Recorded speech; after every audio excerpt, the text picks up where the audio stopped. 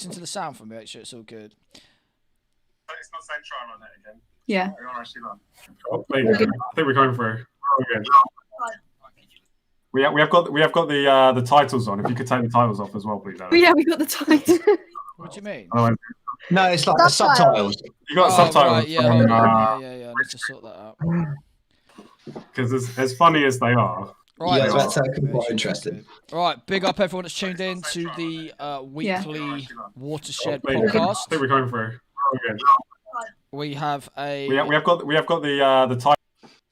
We have a pretty big show today. Yeah, so I'm trying to listen to this and that. So yeah, just introducing everyone. We have a little sound. If you give us a wave, big up. We've got myself, Ghost. We've got High Frequency. Dane, give us a wave. Yeah. Pete from Overview Pete. Cara, big up. Let us know. And Frankie is floating around as well, but you'll see him later. Joe Raygun on the left, and then we got man like Visionobi at the bottom. Give us a wave. Skibadee is en route. He's just a bit delayed. He will be joining us shortly. So yeah, big up everyone in the chat. If you've got any questions for anyone, holla. And yeah, big up everyone. So and we're all just as excited about Skibadee turning up as everyone else is. So yeah, we're just waiting for Skibs. Big up Skib. So yeah, today we actually brought on a few vocalists. We thought that would be a good sort of subject to broach on. It's not something that always gets spoken about. So yeah, anyone want to take that on? Joe, who's a vocalist? Who's a vocalist now? I think you need to direct the question to him. You need to take the lead on this one. What do you want to know about being a vocalist? So Martin Commons says he's on Skibber time, and it's almost as powerful as. I got a question then, Joe. If you want a question, okay. Is there any advice that you would give a vocalist that is starting in 2021 or a vocalist starting out? Have you got anything that you would give them? Any advice that might be able to help them along their journey? Go on, give a bit of brotherly advice. Wow. Well, everything I know I learned from Rich. So, Rich. This is a funny one because I was waiting for him to say that, but like our story, like the two of us, is quite hilarious because he always used to say this to me, and I just never used to really. I don't know, like we used to gas each other up a bit because we've obviously been pals for a long time, but like Joe's like the sickest rapper that nobody had ever heard about like 2 years ago. And that, like, I mean, no offense by that, but like Joe is a fucking seriously good rapper. I can swear, right? By the way, just before we get into this.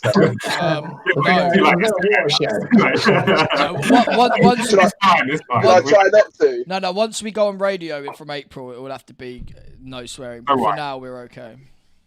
Swear all you want. Okay, cool. I just wasn't sure if we were going to get cancelled on Facebook because when I'm on the podcast that we record, there's after like editing and stuff where we can, sort that out. My potty mouth can be gotten rid of. But yeah, Joe always used to say that he learned a lot from me. I don't think Joe learned anything from me, to be honest. I think one thing he learned from me was maybe a bit of confidence to jump up on mic and believe in yourself. I'd say that's pretty much about it. Other than that, Joe, go on, Joe. No, definitely the host side of it. Like, there's a lot more to just, like you say, I can rap, but there's a lot more to it than just having bars. Like, it was the timing of spitting bars and just the way to sort of conduct yourself on a set, especially when you're up there for an hour or two.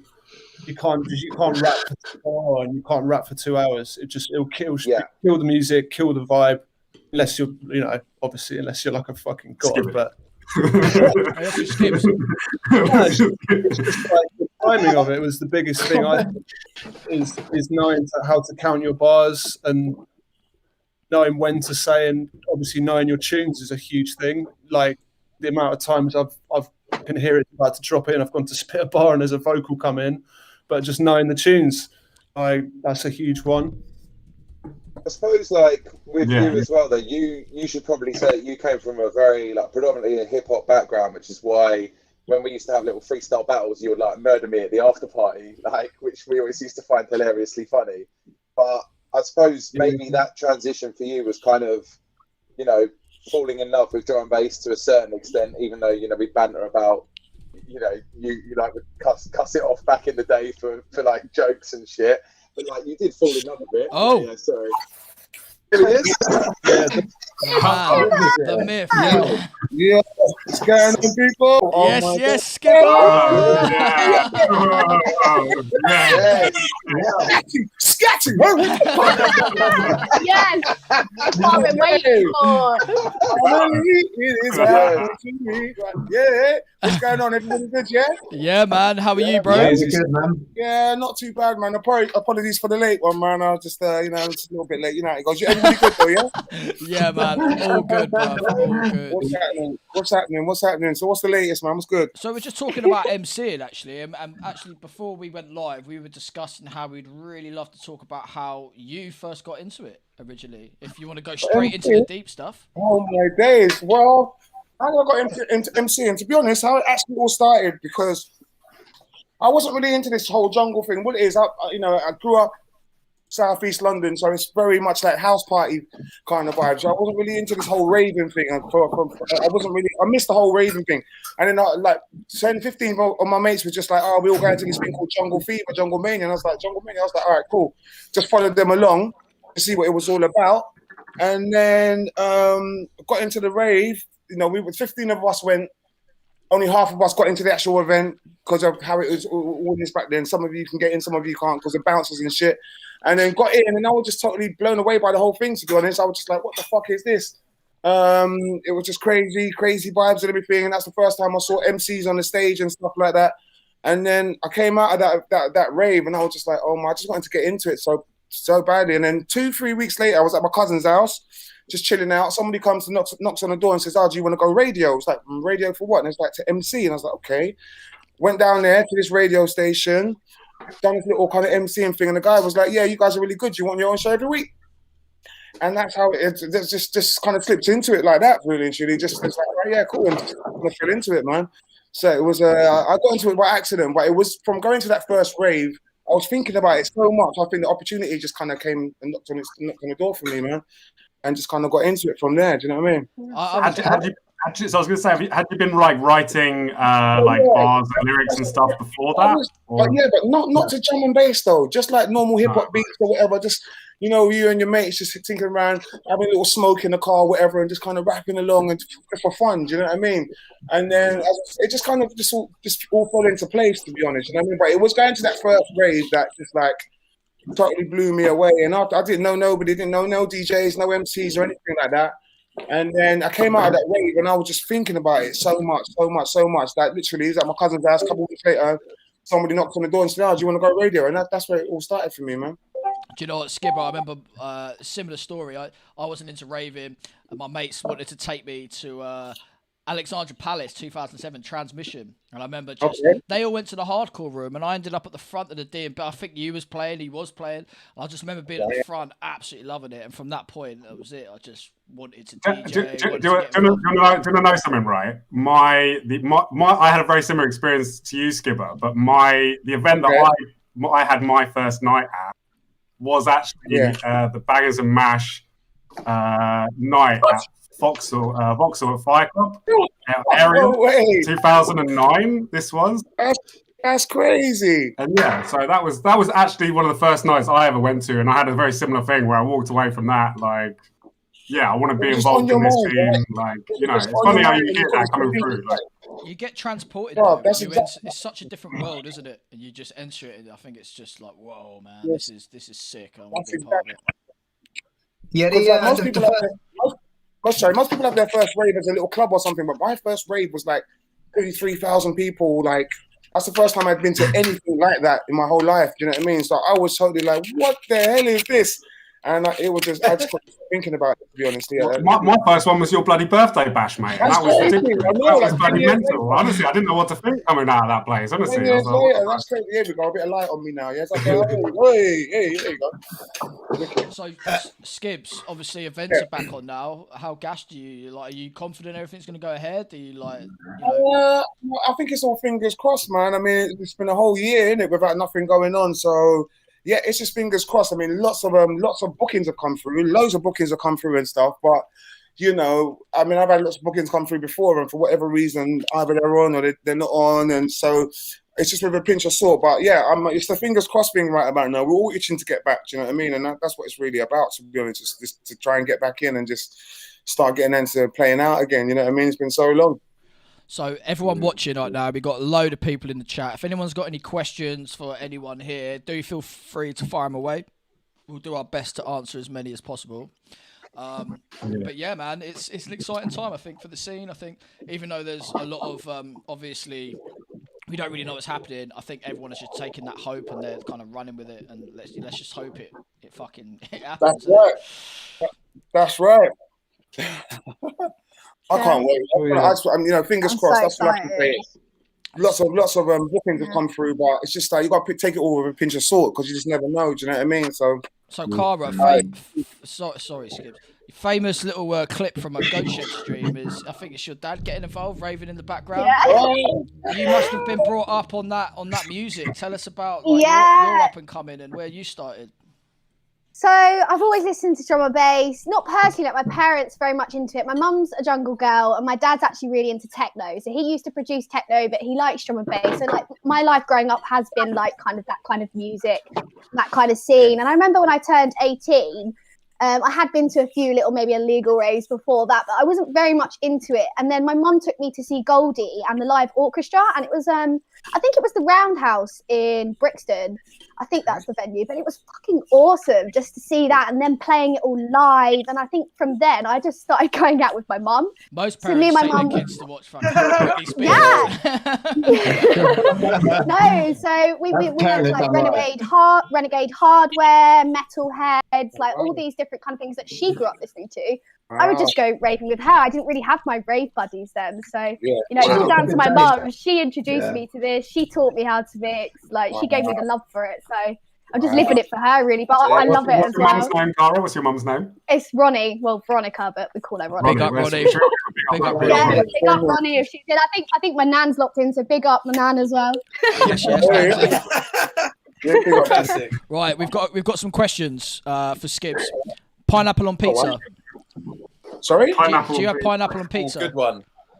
Pineapple on pizza. What is that? Pineapple? Oh, sorry. Yeah. Pineapple on pizza. I'm gonna have to say yes. It's a big yes. Yeah, from Skibs. good man. No, That's got to be a no, man. We got Skibs. What's your most memorable rave moment?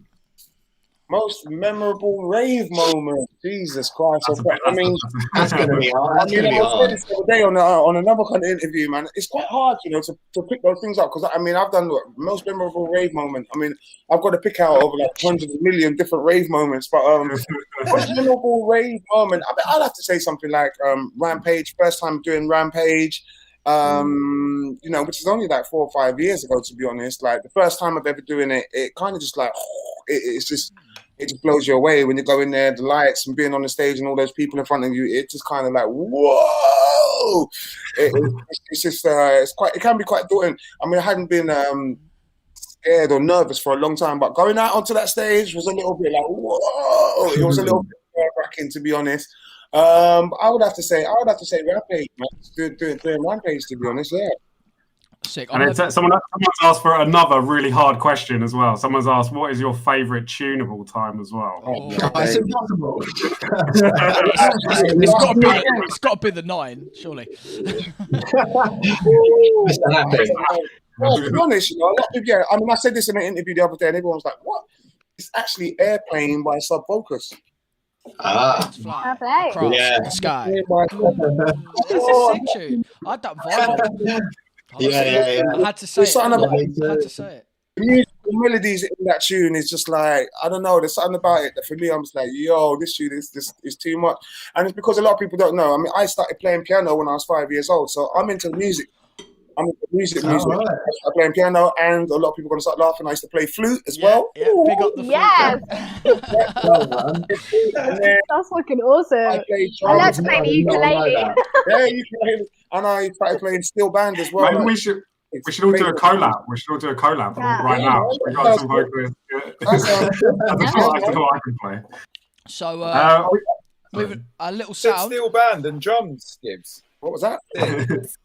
said steel band, and Steel drums band, as well. listen, Like, steel like, band, man. Conde, Conde, dun, dun, dun, dun, dun, dun, dun, dun, dun, dun, dun, dun, dun. Listen, Conde, man, wicked. Trust me. levels. Yeah, man. We did actually have a semi-serious question. I don't know who wants to go here, but someone has asked if anybody has any tips for finding motivation, should we say, for producing or for being creative in general. Like, how has anyone here been coping with that? I sometimes look through some old rave footage of some raves I've been to back in like. I do that every day. You know, like when you see that vibe again and you see the energy in there, it makes you think, you know, that's why I want to do it, because I want to be there. I don't want to be part of it. It's easy to forget that feeling of actually being at a rave and why you love it. You know what I mean? And when you get a bit older, you don't go to as many raves, so you do forget exactly why you love it. But as soon as you step back into it, you realise this is why I do it. You know? 100%. So that's what I do. That's a good tip. Anybody else? Anybody else got any other tips? Working in a space that you like and you feel comfortable in, and it's clean and it's your vibe. Like, I find that I used to have my decks inside the house, and it was like my parents could hear, and I had to be told to turn it down. And then as soon as I moved them back into my space in the cabin, I just felt so much more comfortable and able to be creative. And it's just funny, as long as you're in a space that you like, it's so much easier to be more creative.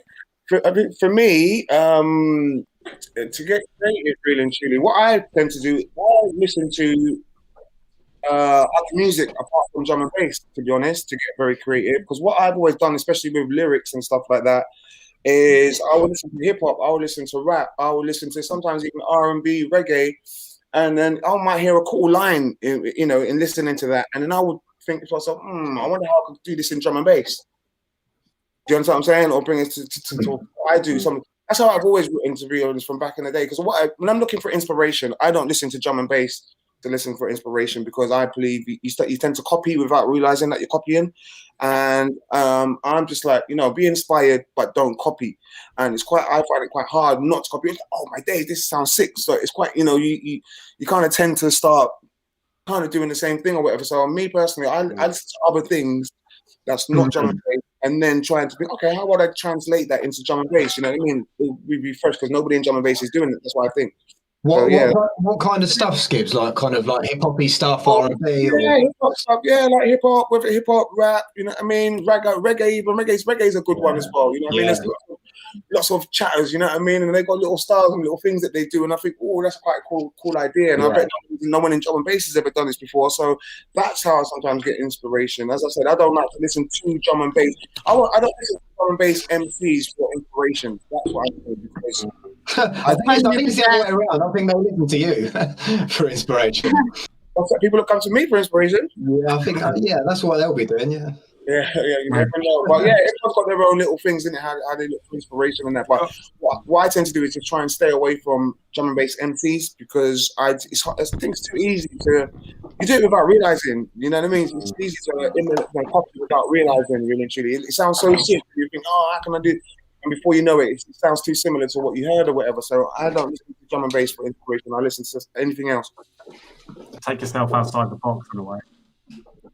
Who's that? Someone What's going on there? You doing a balloon, Adam? Yeah, he's doing a balloon.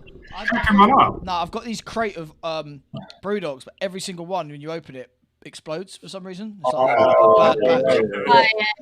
Yeah. One of them ones. So we've only got Abigail and Cara until 8 o'clock. So I thought I'd ask Abigail a question. What about you, mate? How did you get into like doing what you do? And when did you decide that was something you wanted to pursue as sort of like a career? I've literally always loved dance music without realizing. I always found myself in the dance tents at like indie festivals and stuff. My mum took me to Glastonbury when I was 5, so I've always been to festivals. Big up, Mum. Yeah, big up, Mum. She's in the chat. Yes, what's her name? Anna. Big up Anna. Big up Anna in the chat. Big up Anna. Yeah. Yes, Mumsy. Big up Mumsy. Yeah. Love it. I mean, main thing where it like switched for me was moving to Bristol and realizing, because I'm from Somerset in a tiny little town which has little to no drum and bass, one club. So I moved to Bristol and it's just there for me on my front like doorstep, and I'm literally like, I'm going to a different rave every night. My country style voice is not working in the the vibe that I'm doing, so I'm gonna try and write on top of. Well, actually, the first person I worked with was Gray, so yeah, he put trust in me, and we did a little. It's an absolute banger. It's like one of my favorite tunes. That tune you two did together. I love it. Thank you. I love it. Yeah, that was it. Like, I just got asked to, try something on one of Gray's tunes, and then it worked, and I really enjoy it now. So sick, mate. Cara, there's a question for you. Who would you, if you could go back to back with anyone, who would it be? AMC or Blade Runner, and they're both for different reasons. I fucking love Blade Runner, everything he produces. Like, I love his style of jungle he makes. But AMC is an absolute legend on the decks. Oh my days, he is awesome. So both of them, I can't pick both. Skibadee. Maybe a triple back to back.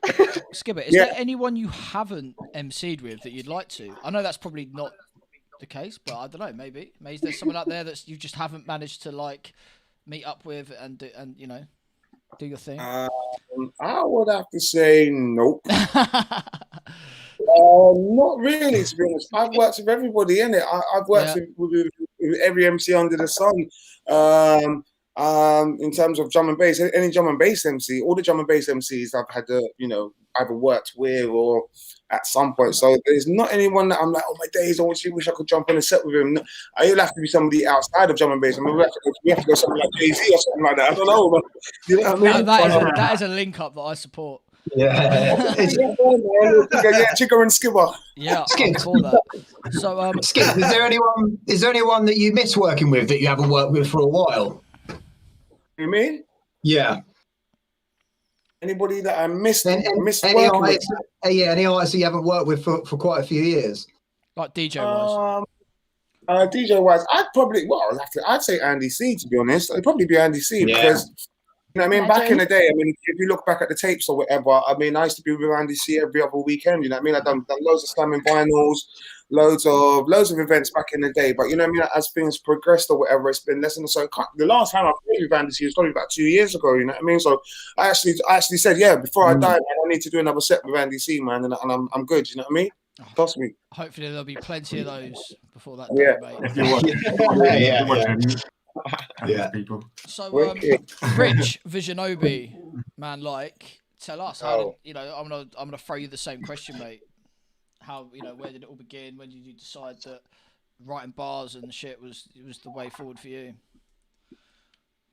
For me, I would have to say hip hop was sort of one of the ways that I ended up getting into rap as an art form, and then sort of from a very young age, I think drum and bass tapes at school. The distinct memories I have was getting on the bus and it was all about who had the best or the newest Randall tape, and Skibber was often on all over the ones that we were listening to. So yeah, man, been listening to it since I was 11, 12 years old, started mixing, and then my mate was a better DJ than me and I love rap, so I just sort of you know what, I'm going to give this a go, and was terrible for many, many years and still kind of am. So, we're grafting out here. We'll get there in the end. But yeah, man, I don't know, man, just really through rap. I just love rap. I just think it's a cool art form. I love the way it gets political, which is partly what I tried to bring into it. I like the way it's deep and you can learn something about someone and how people express themselves through rap. I just love it, man.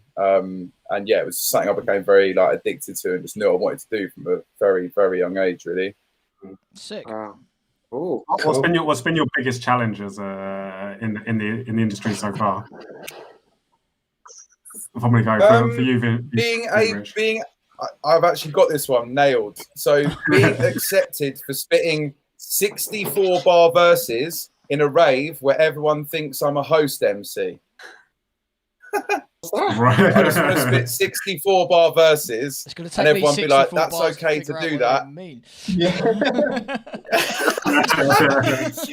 You know, Maya from Drum and Bass Arena's got a little saying about me. She's like, Rich, you should call your album "Don't Get Out of Bed for Less Than a 64."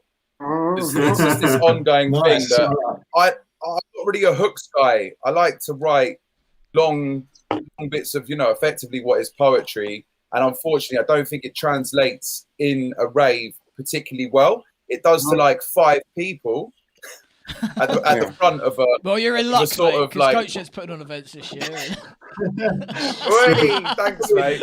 You've got to rely on the promoter and the DJ to back me. And then, most of the crowd aren't really into it in the sort of, I'd say, like, deeper realms maybe of drum and bass, for lack of a better word.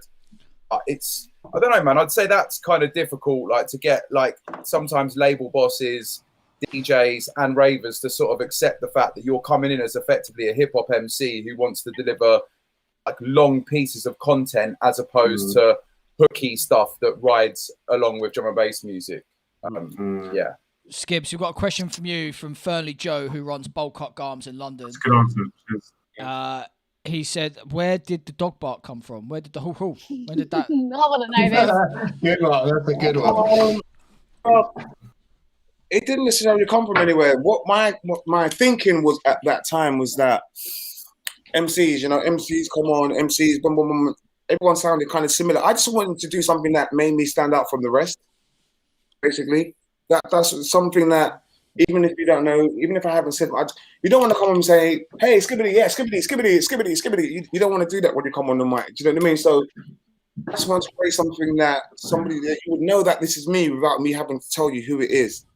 Was that something that did you just kind of come up with it mid show, or was it something that you kind of? I can't remember how it actually came about, but I mean, it's funny you should say that, because that's the one thing a lot of people say to me. "Oh, Skibadee, yeah, her." That's what they do. But it's iconic. It's like It's like an iconic drum and bass thing. When you think of drum and bass and like MCing, that is up there. So you've done well to like. That, I think. Yeah. That was it. Things like the dog bark things like Skibadee, spelling my name out, because I used to be on lots of flyers and they always used to spell my name lots of different ways. You know what I mean? 3 B's, 2 S. So I thought, I need to do a lyric spelling out my name, and even after spelling it out bloody loads of times, you still see it on flyers. People spell it wrong, but it's just one of those things. You know what I mean? It's just one of those things. What's been your biggest challenge as an MC at Skibadee? Have you got a good answer for that? Sorry to put you on the spot a little bit. Just my biggest challenges as an MC. Or in drum and bass, or in the scene. I don't know. No, it's not with me. When I come into this, when I came into it, you already had the Fearless, Stevie Hyper D, MC Dex and stuff. And as I said, that's one of the reasons I've done the dog bark thing as well. It's just to stand out from the others. Everybody had their, at the time, a lot of us was doing the whole double time thing, and it was just a way of trying to stand out from the others and not necessarily to sound like the guy next to you that's coming before or after me. It was just something to try and stand out. So I didn't really find it as a challenge or whatever. I just wanted to just do something just to stand out from the rest. I knew that nobody else was barking. Nobody else was barking. Well, it works, bro. Have we got any MCs that are meowing? Is there any MCs that are meowing? Is someone going to say that now? Not going to have the same effect. You can have it. You might do. I've got a question from Alexandra Katie Benson for A Little Sound. It says, "A Little Sound, are we going to see you mixing at raves or just vocals for now?" This is something that I'm debating. I'm wanting to see you mixing. Sorry, I just butted in then. No. I'm wanting to do it. I am. I wanna come up with a couple little sets similar to the Goat Shed one, because it seemed to go down all right and I enjoyed it. So maybe. I think you're good. I think it's a good idea. Just putting it out there. Thanks. Yeah, I've just got a way to do it well. Like. Yeah, it's gonna be really hard. It's gonna be really hard to actually mix and also perform at the same time. Like, I don't know, that's got to be quite a skill. Katie from Coven does it, so that's my gotta get up there and loads of people in the chat. So many I can't mention their names. They're asking to see the back of your t-shirt. A Little Sound. Took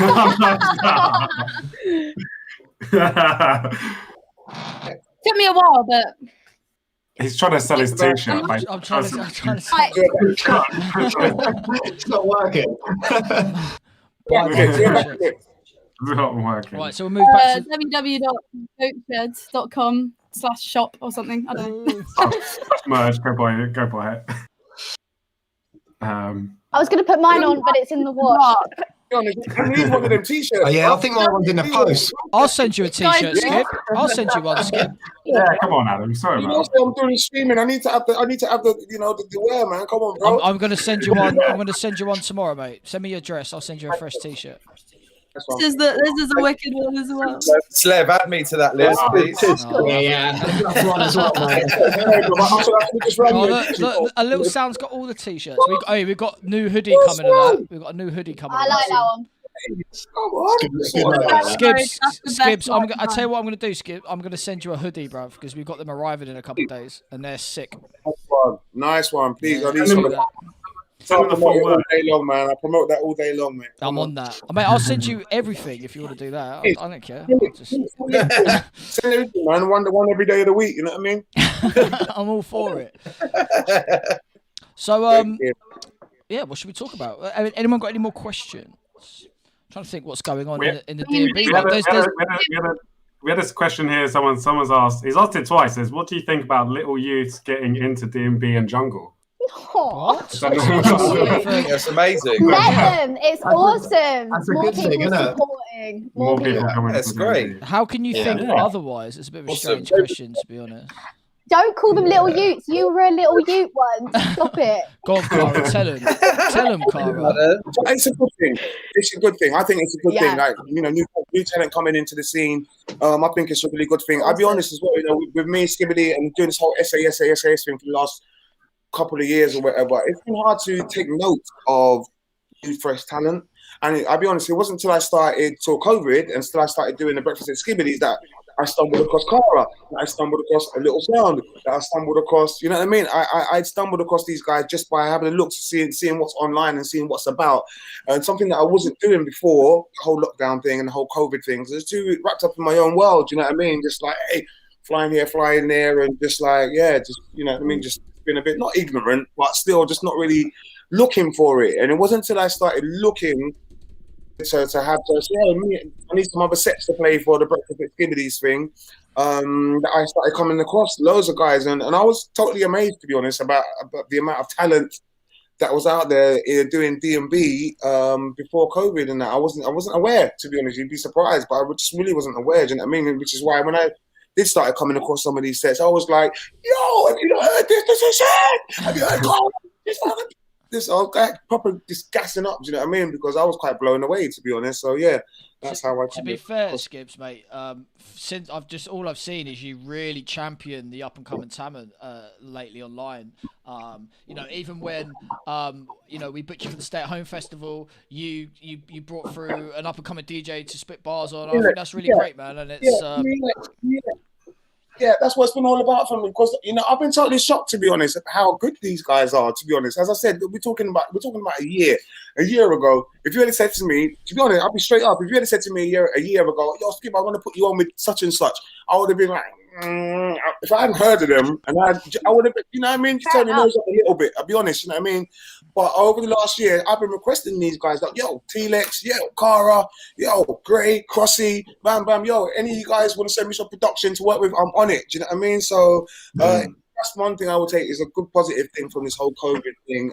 It's just, obviously it's been shit. Lots of people have passed away, RIP and stuff like that. Do you know what I mean? But I always try to look for the positives in any bad situation. You know what I mean? There's always something positive to try and take from it. And I personally think, all the stuff that I've kind of stumbled across in the last year, to be honest, it's really worked. Something positive to take from it. Right, Skip. Sorry, Dave. Just I want to ask this because people keep mentioning it, and I'm not sure if it's a joke. I don't know what's going on. People keep saying, serious question. Are you going to have words with Scooter about stealing lyrics? Everyone keeps mentioning this Scooter thing. Do you know what that's about? Yeah, I do know what that's about. Basically, Scooter. You guys don't know about Scooter, no? Scooter, he's a quite. He's I know Scooter. Way back in the day. Basically, it's still probably going. One of his first ever tunes, like not even his first, like when he was pretty popular or whatever. He's got this track called Maria, I think it's called, and the lyrics are Skibadanger. Oh yeah, of course, yeah. The raw for sure. Now on my jaw. Never. It's like it's basically ripped off my. I think it was one of my first. What? Yeah. What? What?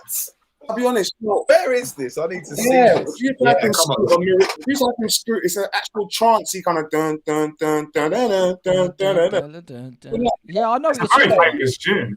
It's a very famous tune. Skibadanger, hurry a ranger, hit you with the raw for sure. Now on my jaw, never. And it's just like. So the first time I heard of it, somebody messaged me from Germany and was like, "Skibba, have you heard this or whatever?" And I was just like, "What God?" I couldn't believe it, to be honest, but. By the time I heard it, I think the track had been out for that 2 or 3 years or whatever. So I didn't really chase it up, to be honest. But you know, there's probably a couple cool million sitting there for me, man. Do you know what I mean? I'm it enough. Now I can't be bothered to really chase it down and stuff. I just thought, I don't know, whatever. Do you know what I mean? But yeah, it's quite crazy, to be honest. But it's just one of those things, isn't it? Man, you should definitely chase that, bruv. Yeah, I know. That's what everyone says to me. Because it's like, yo. Look, if you don't want the stress, don't. I think it was the logical song, wasn't it? That was curious. I've got another question for Skibs. Another one from Fernley Joe from Bulk Garm says, another one for you, Skibber. Did you know how iconic the YouTube video of you and MC Det benching in the gym would become? No. I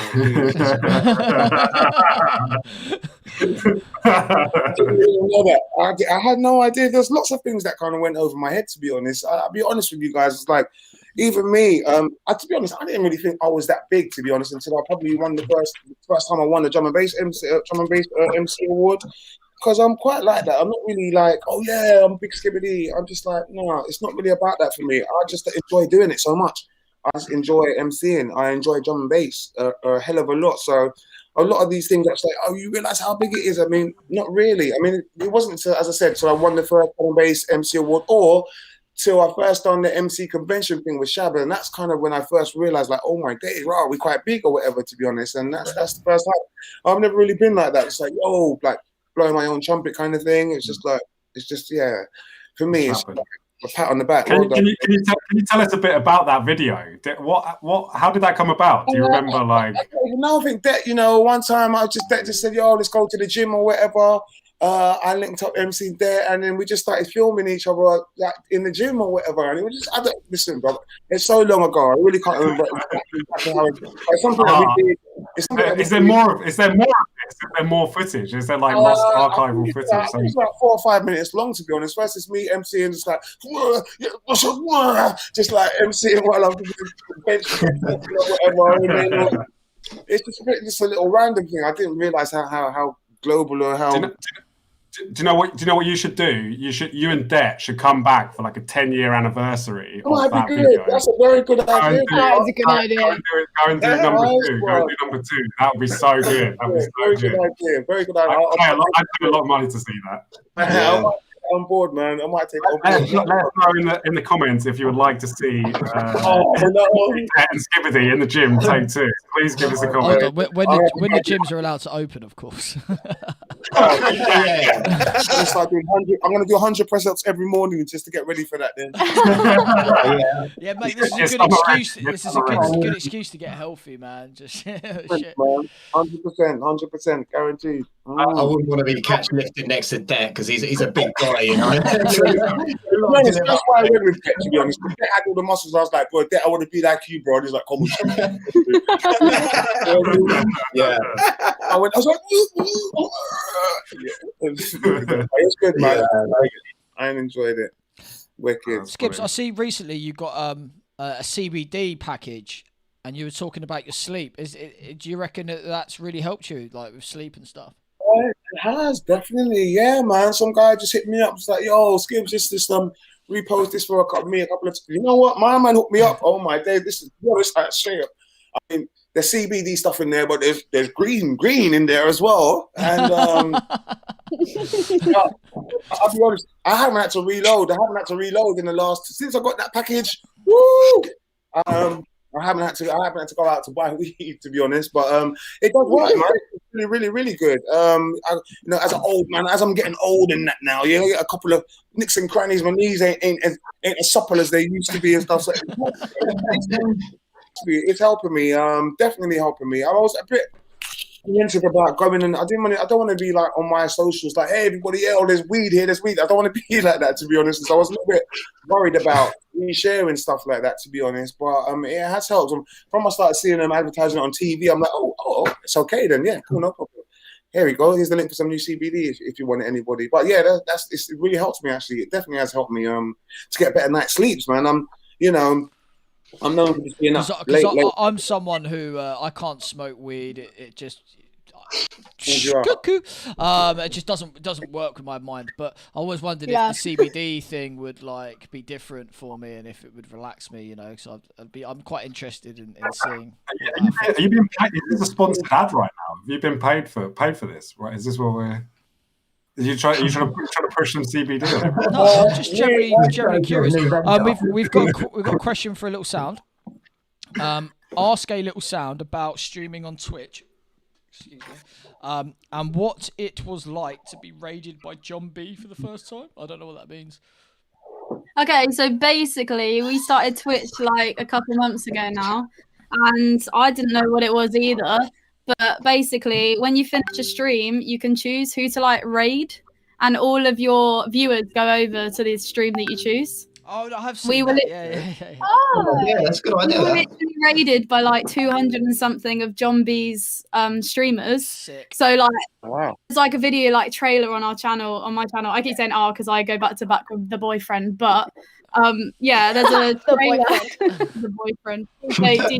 So you got name? Are you not going to give him a little bit of promo? Like, is that his name? Yeah, come on, man. You got done dirty. I don't think he doesn't even know his DJ name yet. I think we're just DJ keeping Dilly. it low. It's just his name's Dilly on Instagram, so we went with it. Like But yeah, it. DJ Dilly. DJ. I can back that. You've been named Dilly. You got it down. Yeah. Yeah, no, that was wicked. It was mad. And then he did it again, and it just gets you people onto your channel, and it's like a really nice community. It's a good way to get people across to different videos. So yeah, really good. I need to get on that. Twitch is one. I mean, I've got it set up, but I haven't actually done anything with it yet, man. Because I'm just a little bit like. Same. Yeah. Also, wait, someone asked in the chat, why have you not got TikTok yet? Me? Oh, Skibadee on TikTok. Oh, mate, you would do bits on TikTok, bruv. I think. Yeah, I mean, I've seen it's getting really big. You know what it is. To be honest, too many of these things coming up. There's too many platforms coming up, and you can't be on all of them. I don't believe. I know TikTok's massive right now. Do you know what I mean? But I mean, I don't know about you guys. Don't you find it all a little bit time consuming? Oh, yeah. Whether it's 100%. Facebook, Yeah. that. And when you're trying to get creative and stuff, it's just like, I think you've got to. I mean, there's 3 or 4 like big main ones, isn't it? Everyone, obviously, we're all on Facebook, right? You know what I mean? So I think you've got to like pick, your next maybe 3, 4 social platforms and just kind of run with that. And I don't know. I mean, TikTok. I mean, I heard that you can really build up your followers pretty quick. You don't even have to be like a well-known person to grow your TikTok. I think the algorithm on TikTok, because they're trying to like overthrow the Western ones, is they just push like every video they give massive boosts to, so you get millions of views and stuff. So it's really good. I think you'd do really well on it, Skibs, mate. I think it'd do bits. Yeah. But you know what? Skip just needs to buy. I'm on TikTok. I'm just going to be doing crazy shit though, man. It's like, what the hell? That's what they want. That's what they want. Right, okay. Moonies and all that, yeah? Old school. Just 30 seconds of barking, and that is a million views straight away. Yeah, I reckon you blow up. I reckon you blow up, mate. I think we should. I think we need to make it happen. Get yourself a social media intern or something to help you out, to help you post. I can help you out. A little sound. You should if you were to help him out to do it, that'd be major win. Yeah, man, I'll get into some of that, please, man. Anything, a a million views just for barking. Whoa. I'm gonna get it. I'm gonna get it trending. A little sound, because you've done really well off of TikTok, right? That's kind of how you made a name for yourself. Do you think you've owed a lot of your success to that platform? Or yeah, I think TikTok has been a massive part of like people actually finding my music. I've done it in a really sneaky way of kind of doing a mixture of comedy sort of videos, and then maybe using my song in the background, and then it's like, oh, I didn't know that was you. Like, what, you sing Back in Time? And I'm like, there we go. People like post videos with that sound that you've used as well, and then it ends up sharing round of your sound and your music, and so many people end up reaching it. It's really good. You smashed it on there though, Abby. What are your followers on TikTok, Abby? Go. What do you mean, how many? Yeah, how many followers you got? Nearly 70k. Only 70k. 70. Wow. Nearly. I said nearly. What? Oh, right. That's so good. I gave up on it. Who else in drum and bass has that kind of? Is anyone close to that at the moment? I don't think so. No, I don't know. I've heard Joe Raygun's close. Joe Raygun's no. He's doing well at the moment. You need to check out Mosey's stuff. Who? Sorry. Mosey's got the comedic sort of aspect. He's literally so good. And then Serum's got it as well. Like, so many people have got it. Yes, Serum, come on there. He was like moaning about it on Facebook, and then he joined it, and I was like, "You're on TikTok now, moaning about it." I'll get on there. I'll get on there, man. I'm gonna get on there soon. Do you know what I mean? Trust me. It's good. It's really good. Yeah, I liked it a lot. Can go viral. Yeah, I just found there's a lot of negative people on there as well. Whereas, like, if I post something on Instagram, I won't get as much negative comments. Whereas TikTok, I will get at least 5 people just saying some bullshit. What was it, Cara? It was like, oh, you're not a proper DJ. You're not mixing vinyl. Yeah, until you mix vinyl. And then I've just replied to the comment with a video of me mixing vinyl, and I was like, you do it now. But then even on that, there's still Oh. And it's broken. Oh wait, no. No, it's something that needs to change. I noticed it from running a streaming platform. Like, you don't get negative comments on men DJing like that. But then suddenly, all of a sudden, a female decides to DJ, and you get these fucking idiots that just have to make these comments. Yeah. And I don't know what it is and why they do it. And like, we've on Goatshed made a very clear thing from the beginning. We just block people like that from the page. And it's good that you do. And I think we don't really get it that much on this platform anymore, but it still happens, and I just don't understand it. I don't know why people do it. It's just jealousy. Yeah. It's jealousy. I'll ask a question, and maybe Cara, you can understand. I mean, obviously I heard your mix a little while ago, about a year ago, but in general, there's so many female DJs playing drum and bass. It's fucking amazing. Yeah, like, I've explain how that's what happened, and not only that, like, when I started checking them out, like the amount of female DJs that play so dark rollers, and I was just like, I don't understand it.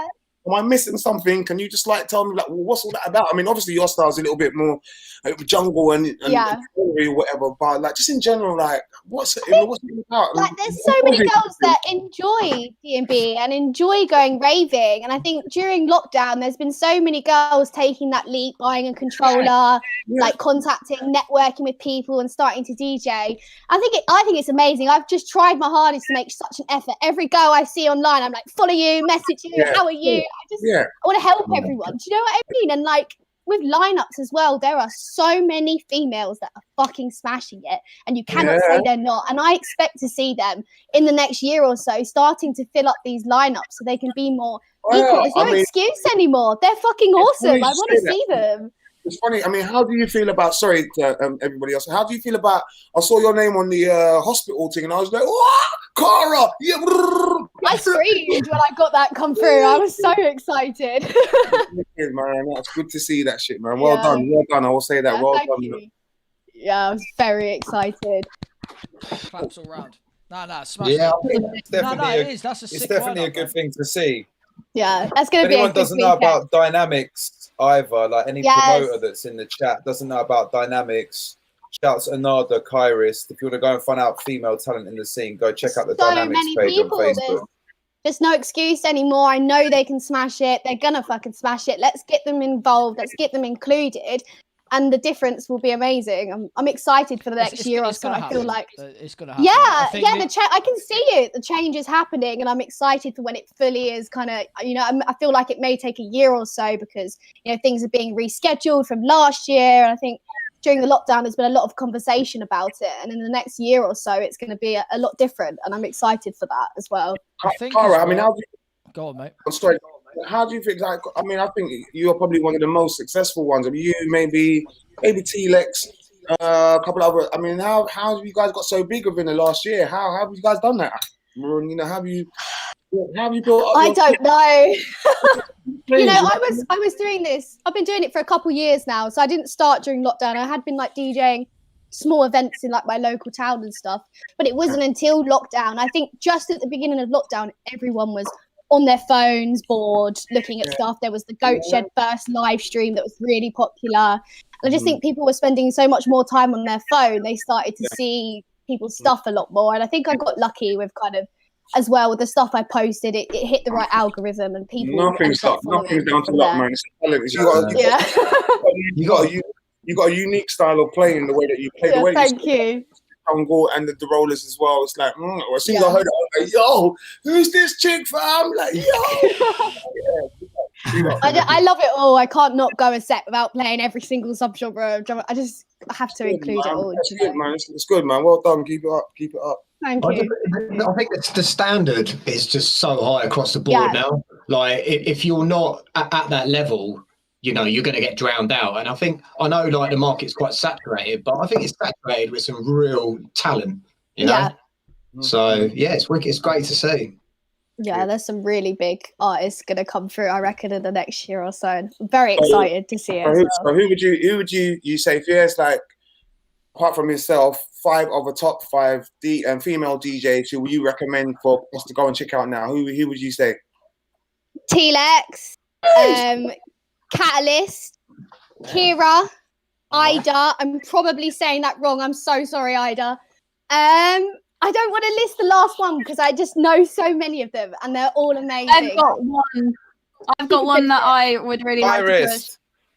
Hey, Frenetic. Yes! Oh my god, Frenetic's fucking awesome. Check out that Dynamics website. There's just so many of them and they're all amazing and so sick as well. It's time to bring these people through and involve them in the raves.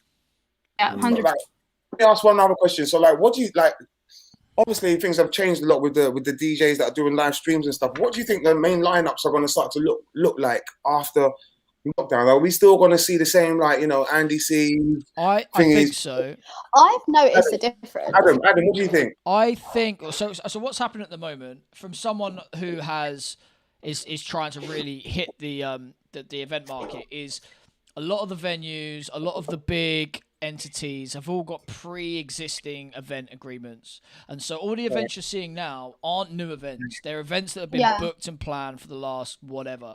I think once that massive surge and saturation of events happens over the summer, when that levels out, say at the end of the year, beginning of next year, I think that's when you're going to start seeing more diverse, more new, more up and coming artists coming through.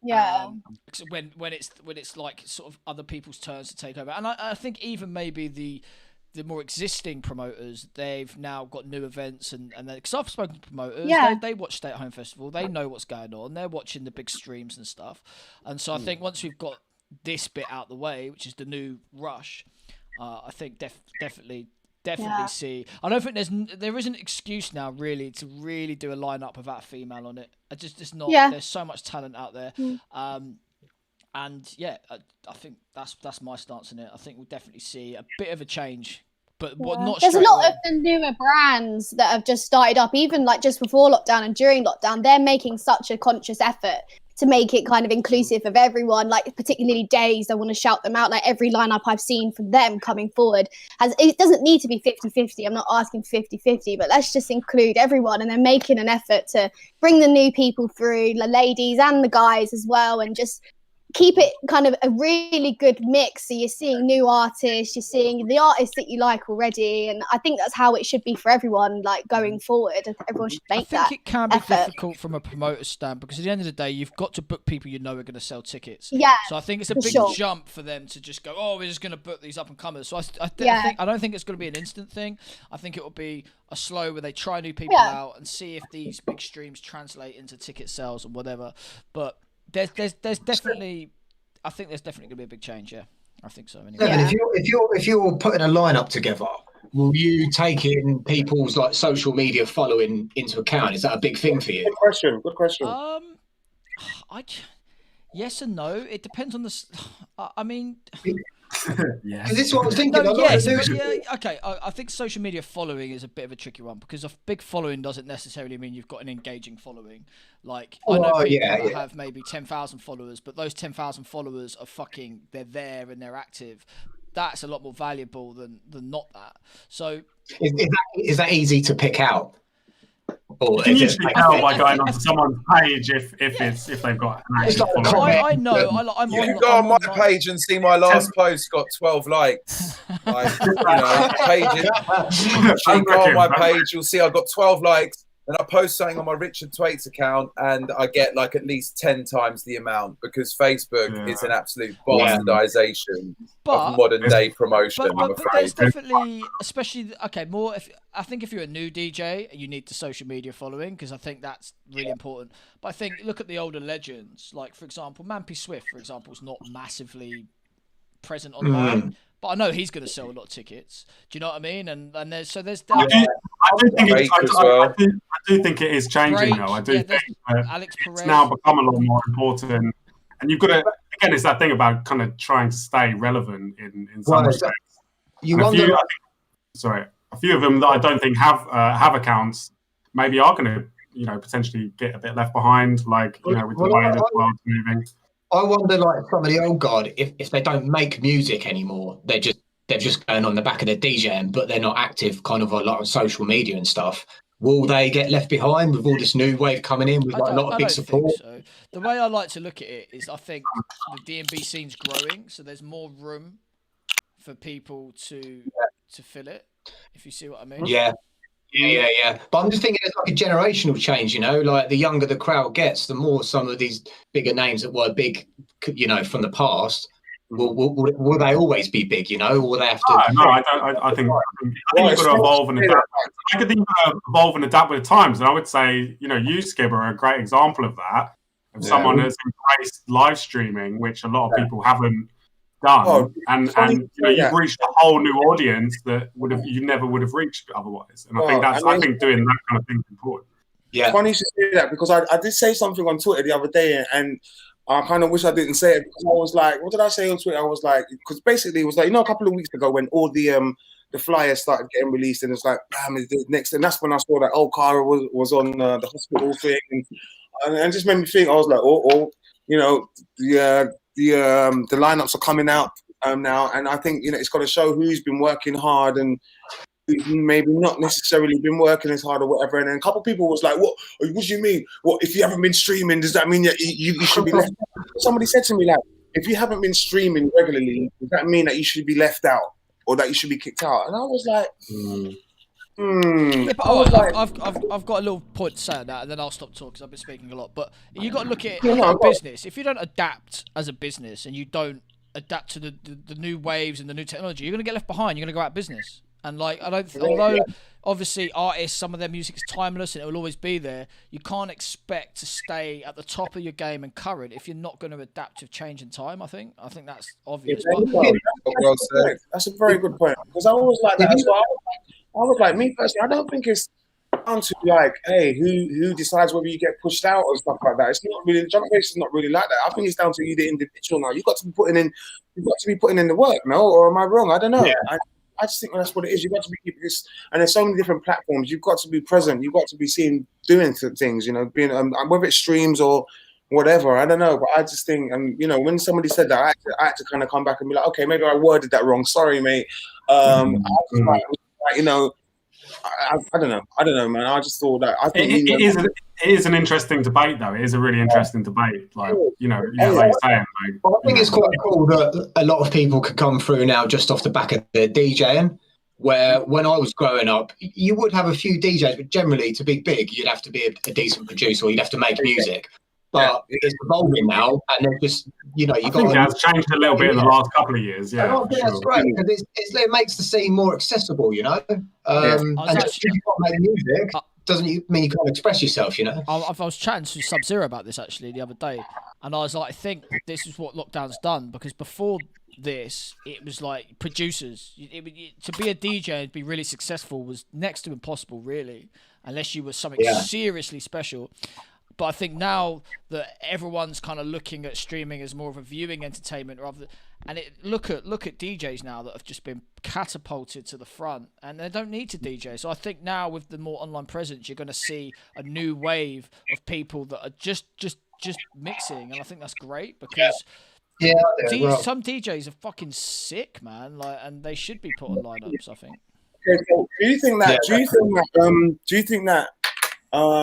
If you are not producing, you're not going to get as far as some of the other DJs. I think so. I think that. I agree with that. It's a lot harder. It's so much harder. You really have to look at the lineups you can get to, and then if you want to keep people interacting with you and interested in you, releasing music really is the best next step to take.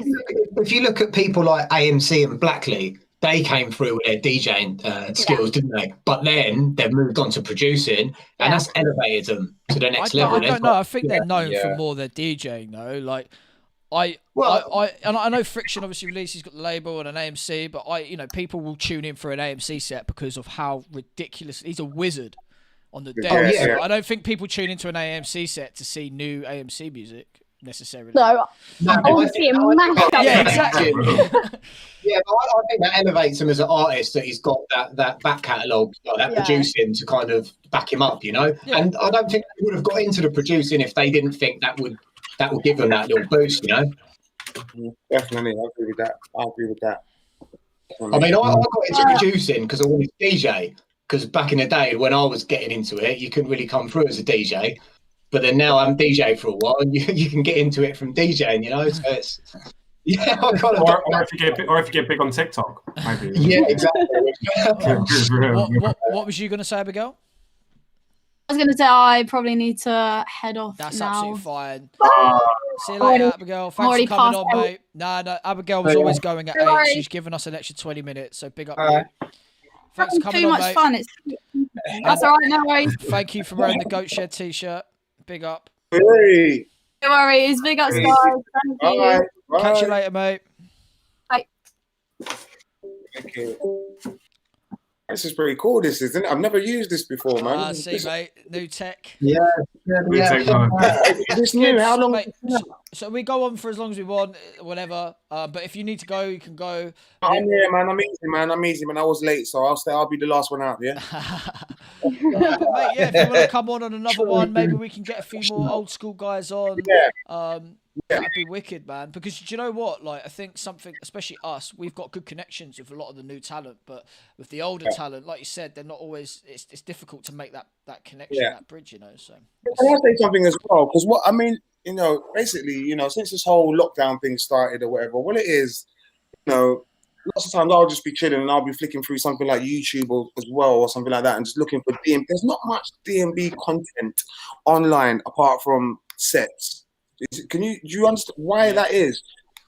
There's not much DMB content. I mean, I don't want to give away too much, but I've got some, I'm the master of ideas, so I've got some ideas for a few little bits and pieces to start doing soon. And it's really because I'm looking online for DMB content. If I'm just, when you're having one of them lazy days, or maybe you busting your asses, you guys don't really have many lazy days, but I have some lazy days where I'm just chilling, watching YouTube, and I don't really find much DMB content online apart from this person's set or that person's set or whatever, which is cool. But I'm talking about outside of doing sets, you know what I mean? Doesn't seem to be much content online. And it's funny enough, that you're doing this thing today, because it's like, I was thinking about it the other day and I was like, oh, hold on a minute, I'm doing something on Goat Shed in a couple of days, and that's the closest thing I've got to what I'm thinking about, to be honest. This is like it's what we're a doing. conversation we've had, especially me and Pete. We spoke about this, about how do we, because look, I think everyone loves mixing and it's great, but it is everyone's doing it, you know. And so we thought, how can we do something that's different, that's a bit different? Yeah. And I've come up with ideas of doing like cooking while I'm mixing. And doing all sorts. Honestly, and I've done it at Stay at Home Fest. I cooked a fry up while I DJ'd a set, and it was great fun. And I'd love to get into stuff like that, but it's. I think it's difficult because you don't know how people are going to react to it, and obviously you've got your algorithm to protect. Like, do people really want to see me burn while I mix? I don't know. Do you know what I mean? So it's like. You got to try these things. I know what you mean. I think the closest that we actually have to it now is actually say a little sound. I think she's actually. Obviously, what she's doing on her platform with TikTok is kind of like a modern day, you know, she's doing like, you know, skits and bringing in more of her personality and, you know, obviously she's her talent, but then as well, like she's actually, you know, bringing in stuff that's outside of drum and bass and able to bring in more people. And I think going forward, like there needs to be more of that done, I think, within, and I think that's the way that it goes. Like, this little idea, I'll let you into a little secret about this idea that I've got. I mean, because only I can do it anyway, not joke. But but it's like, I mean, there's lots of things that I've been watching recently. Like, I don't know if you like in the hip hop world, there's lots of content on hip hop, you know, which is not necessarily listening to hip hop music. It's just like whether it's battle rappers, whether it's just like interviewing big, you know, hip hop. And it's like I've been watching this thing, Drink Champ, with Noriega, old school hip hop artist or whatever. And every week he's got somebody. It's like it's a normal podcast, isn't it? But I just find that there's not much of that for D&B, and I don't understand why. I don't understand why there's not much other D&B content. If you like type in D&B either on YouTube or online, you're gonna go straight to D&B Arena or to somebody's set, either an Andy C set or a Skibadee set or whatever. But things like this, where, you know, that's my idea. Is like having, you know, when we come off this whole COVID thing, maybe, you know, a couple, you know, I'm kind of visualizing like a room where we're all just sitting in the room. You got Skibadee, maybe Betty L, maybe Cara, maybe Crossy. I've got a bunch of guys in the room, having a couple of drinks and just having a chat about, you know, incidences or things that's happened or funny stories have been. There's not. I don't really find anything online that does. Well, that's what we're trying to do. Like, we do have segments usually on the show. We've got we had one episode where I had segments. We've got segments. We've got story time. We've got like all these different things we want to do with it. So and obviously at the moment it's online, but I think as things get back to normal, which, you know, they will do, we can start doing it into studios and stuff. And I'm on your level. I think it will. You know, I think as tech is becoming more accessible to so many more people, because I think the problem is with some of the things that you're talking about, you need a production budget, and you're going to need like cameras and serious people that kind of, you know, and obviously that is changing, and I think it is. You know, like say we've been doing these like live, you know, the live stream videos with the drones and stuff, and like, you know, that stuff can now be done on a reasonably small budget. Whereas, you know, before it obviously you know, cost quite a lot of money. So I think things will change. It still costs a lot of money. I just get it done for cheap. It still should cost a fortune. I just bless you, Pete. But it's not. But you know, even a drone, like how much a drone might cost, like, you know, even a few years ago, or depending on the levels of it. I was actually interested to, you know, to ask you, Rich, actually on this, because I know you, if I'm correct, you work at AEI. Mate, I used to work there. There. Okay, so you might have. Not anymore. I mean, what do you feel about drum and bass content and about?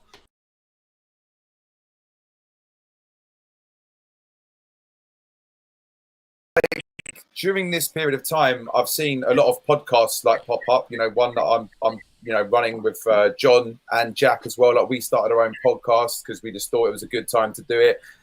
With regards to other content, I do resonate with what Skibs is saying, and I think it's because I am super into hip hop as well. And I know Joe will probably have a lot to say on this because he's mad into hip hop. And when you look at it, there's loads more freestyle videos. Like in lockdown, I started a freestyle video series. but and there are, you know, like Deggs, obviously, like he's been doing a freestyle series for a while. There's little bits and pockets of it out there. Yeah, I don't know. I suppose it has been quite a nice opportunity to get a bit more creative with it, and I definitely sort of had to look. We were talking about streams earlier. As soon as this happened, I was like, I can't lose the music. Like, I didn't care about getting paid. Like, you know, I've probably done about 20, 30 streams this year just because I wanted to still be involved in the music that I love. Like, I was like, I'm here to work hard to do, you know, to be present in a music that I've made my home with. I think there are bits out there, but it's not as prominent. And I don't know, I suppose it's cheeky little ideas, something that's a little bit against the grain that will make you stand out from the crowd. Personally, I've just sort of done kind of basic, you know, the normal format of like freestyle video, podcasts and whatnot. But there's definitely content out there. I think the podcast thing at the moment, that's huge. Like, if you listen to like Must Make, Becky Hill obviously started one. Yeah. Yeah, man. I feel like drum and bass is a lot less like. Well, I felt like drum and bass was quite guarded.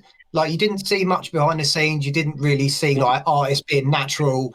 It was all kind of slick little 3-minute interviews, and like you say, that's kind of changing. Like, when I was a boy, I could never imagine sitting in a chat room with Skibadee, you know, or the close up.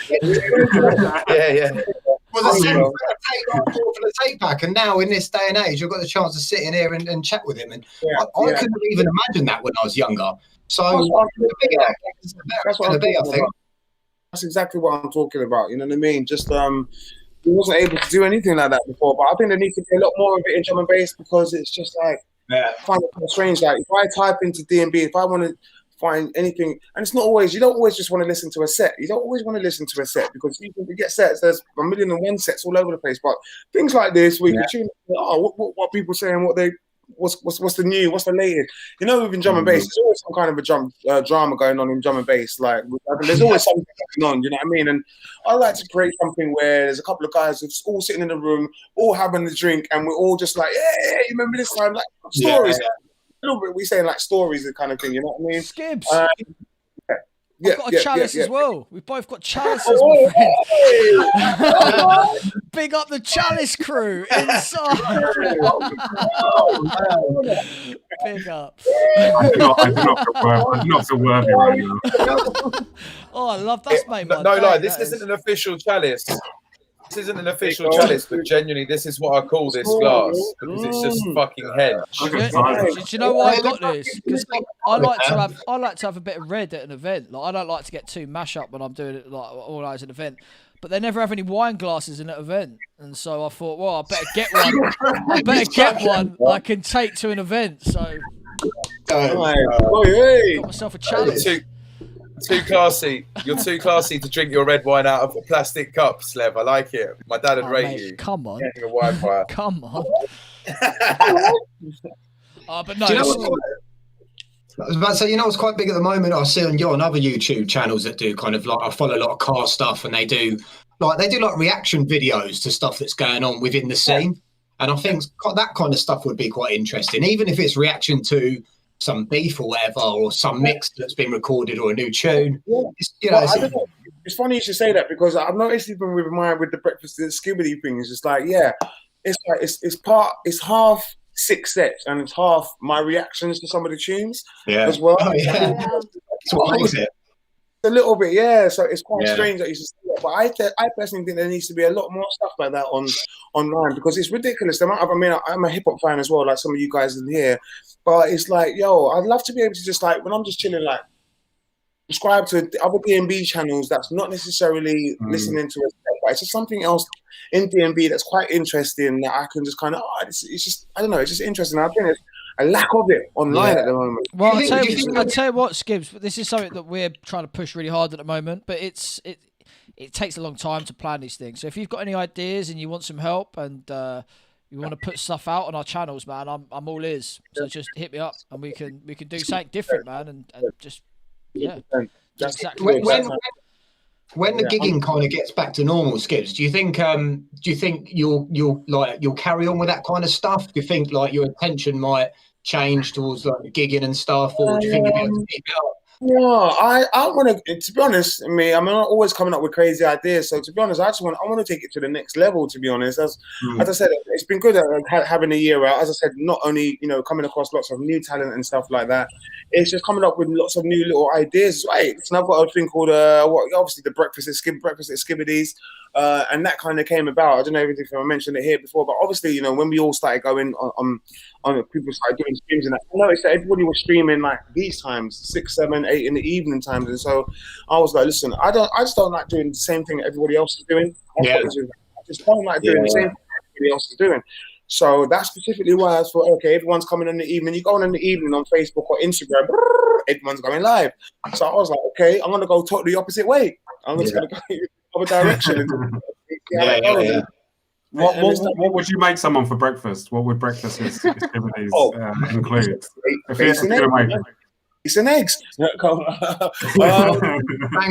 Bangers and mash. I never mash for breakfast, brother. Come on. I really need to run off, so I'm going to say my goodbyes and thank you so much for having me on. Cara is the one that said she had to go at 8 and has stayed an extra half hour. So big up you, mate. Thank you. I'll see you later, guys. Enjoy. All right. Take it easy. Bye. Take care. Final 6. Then there was 6. Then there was 6. But yeah, man, I'm still looking to do like a show because I've done it at Stay at Home Fest 2, 3, I can't remember now.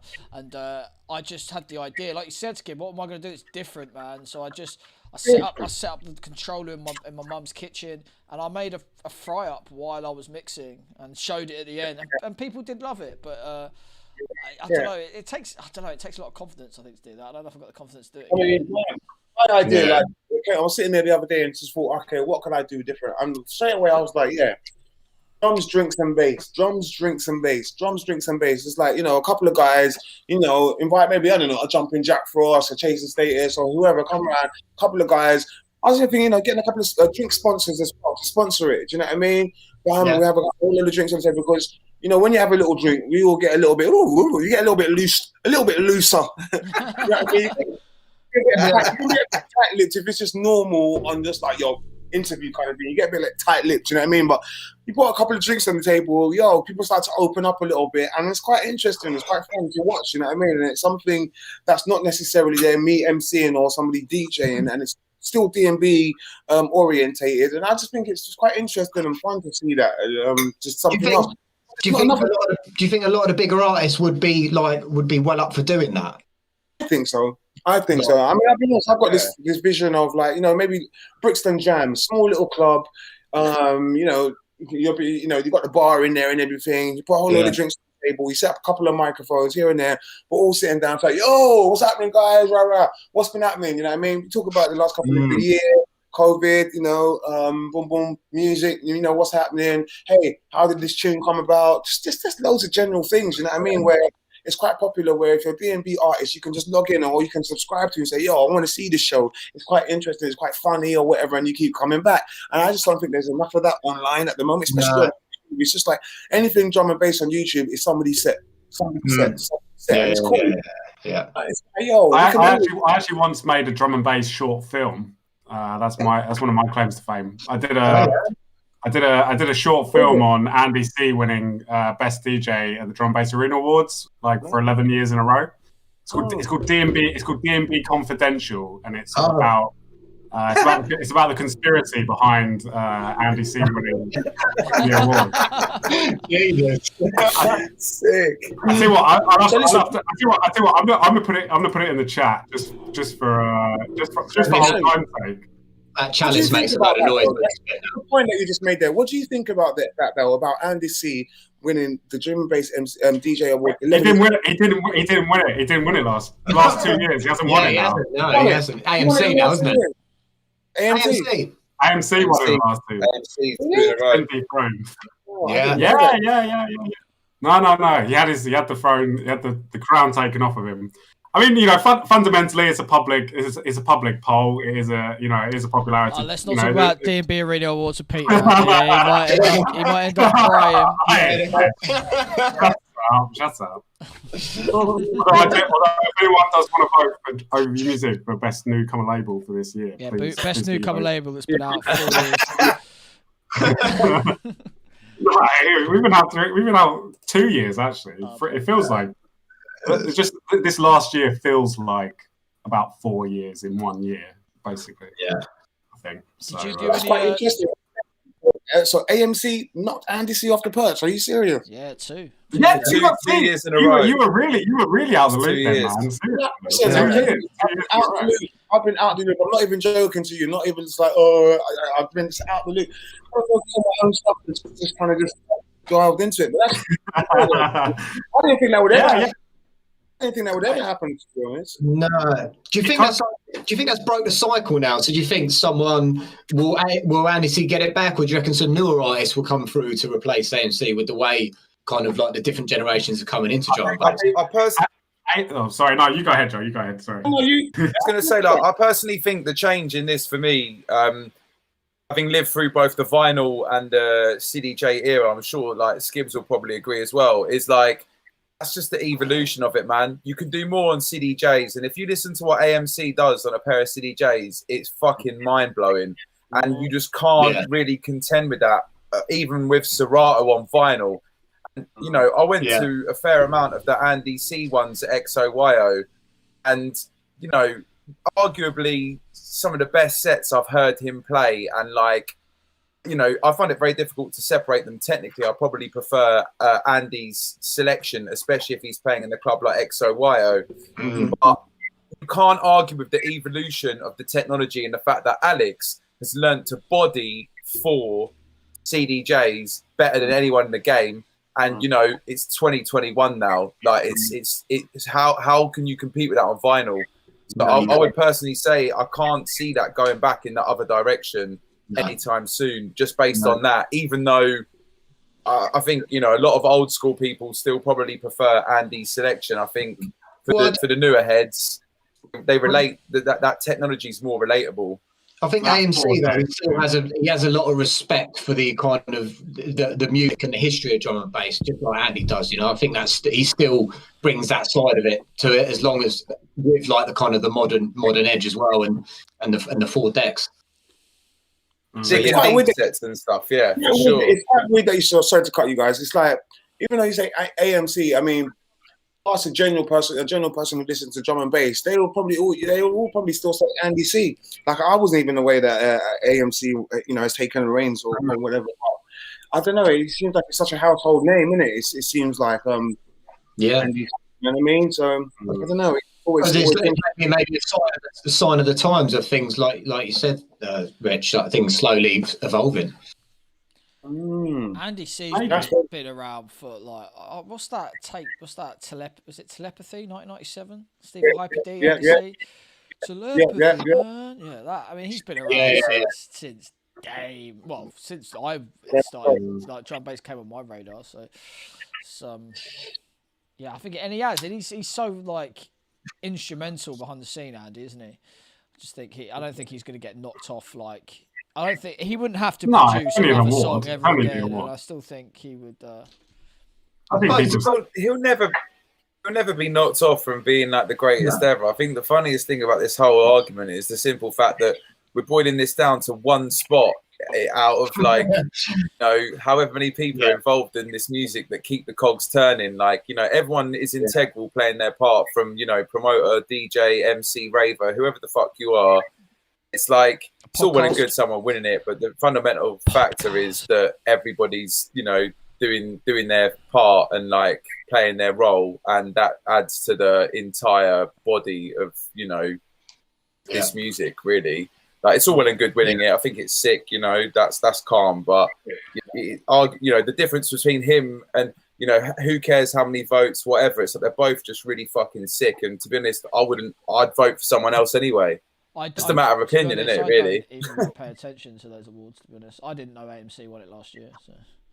I didn't know. Yeah, it's quite strange, that is, man. It's quite weird. I had no idea. Yeah, good luck to you. You're a busy man, though, bro. You're a busy man. But that's a philosophical way of looking at it. I've got a question. When and how did you meet Shabba? That's a good And how and when did I meet Shabba? How did I meet Shabba? I met Shabba, through MC Shocking. I think I met MC Shocking first of all, and then obviously him and Shabba were pretty close. They're both from North London, so I must have went round to MC Shocking's house one day, and that's it. It was all on Cool FM. And then it was like 3 S's, isn't it? So to be honest, that whole SAS thing was originally Skibba, Shabba, and Shocking. To be honest, back in the day, I'm talking about 10, 15 years. Yeah. A lot of people don't know it. And then Shocking kind of dropped off and started doing a little bit of DJing, so he wasn't really as on the MCing thing as much, really and truly. But that's how that. What year was this?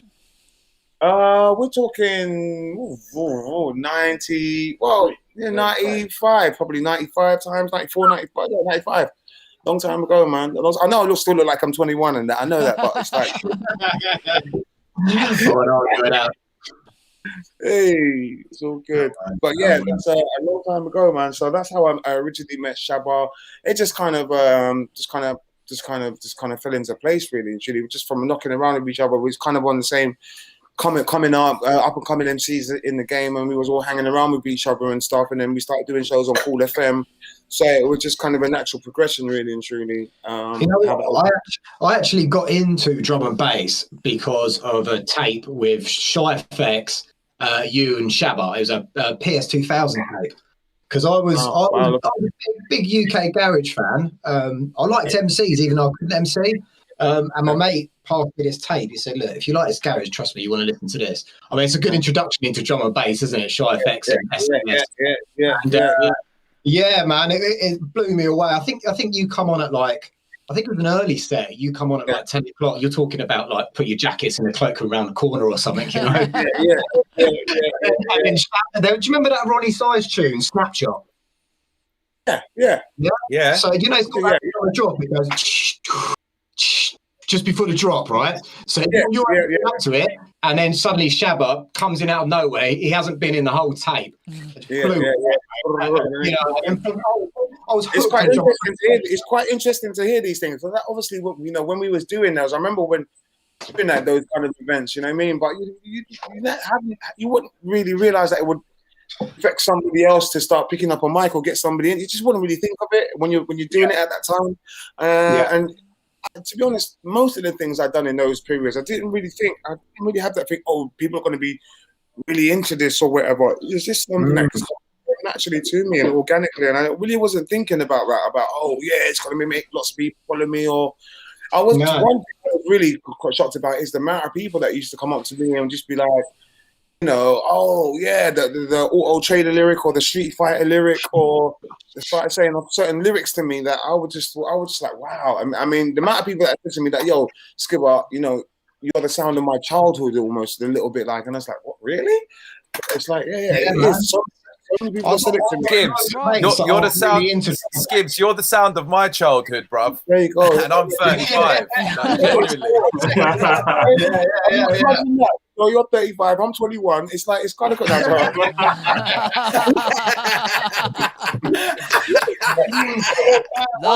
was saying, man. I remember, like I said, I went to Transmission at Alexander Palace. 10,000 people rave on my own at the front. Lost all my mates off my fucking rocker, and there's you, mate, and fucking Andy Sin, all these mad people that I've never experienced drum, apart from the Pendulum album that came out when I was 16. That was like an introductory to drum and bass when I was a bit younger, but that's a lot more musically, isn't it? They're more songs. The first rave was that was my first introduction to drum and bass, and mate. And then I went to a Brixton mass rave after that. The whole place got shut down. Someone got stabbed in the head, I think. Blood all down the circle stairs. Do you remember Brixton mass? Yeah, Brixton, and then Brixton Fridge as well. I've loved it, mate. And so you and those guys and. That was my childhood growing up. So it's incredible just to sit here and chat with you, man. It's pretty vibes. It's quite weird. It's weird. When I first heard drum and bass, somebody played it to me on a tape, and I was, obviously when you hear it on a tape and you're not necessarily in a big sound system, it's different. You know what I mean? So when I first heard drum and bass on a tape, and I was quite intrigued just because of the drums, the drum patterns, the amen sounds. I was like, wow, that's quite sick, you know what I mean? But I didn't listen to that and think, oh yeah, I'm going to get into drum and bass. It wasn't until maybe a couple of months later, which I actually went to a rave, a roast 1993, and that's what really got me into drum and bass properly. Once I come out of that rave, I was like, oh my gosh, I want to get into this. I want to get into this D&B thing, jungle thing, you know? But it's quite strange. Just hearing it on a tape didn't really do it for me. It was quite strange. A lot of music, you have to hear it in context really to understand what it's all about, don't you? What I used to do is go to a rave, and then you'd get the CD pack that was at the rave, and then you'd sit there and you'd listen to the Skibber, the X-Man lyrics, and you'd sit there and you'd remember it and you'd sing with it. You and your boys having a spliff, having some drinks, and you'd relive that moment with your mates. You know? That was give us some bars then, Adam. Oh, no. I know some X-Man ones still off by heart, but I'm not going there. You know what?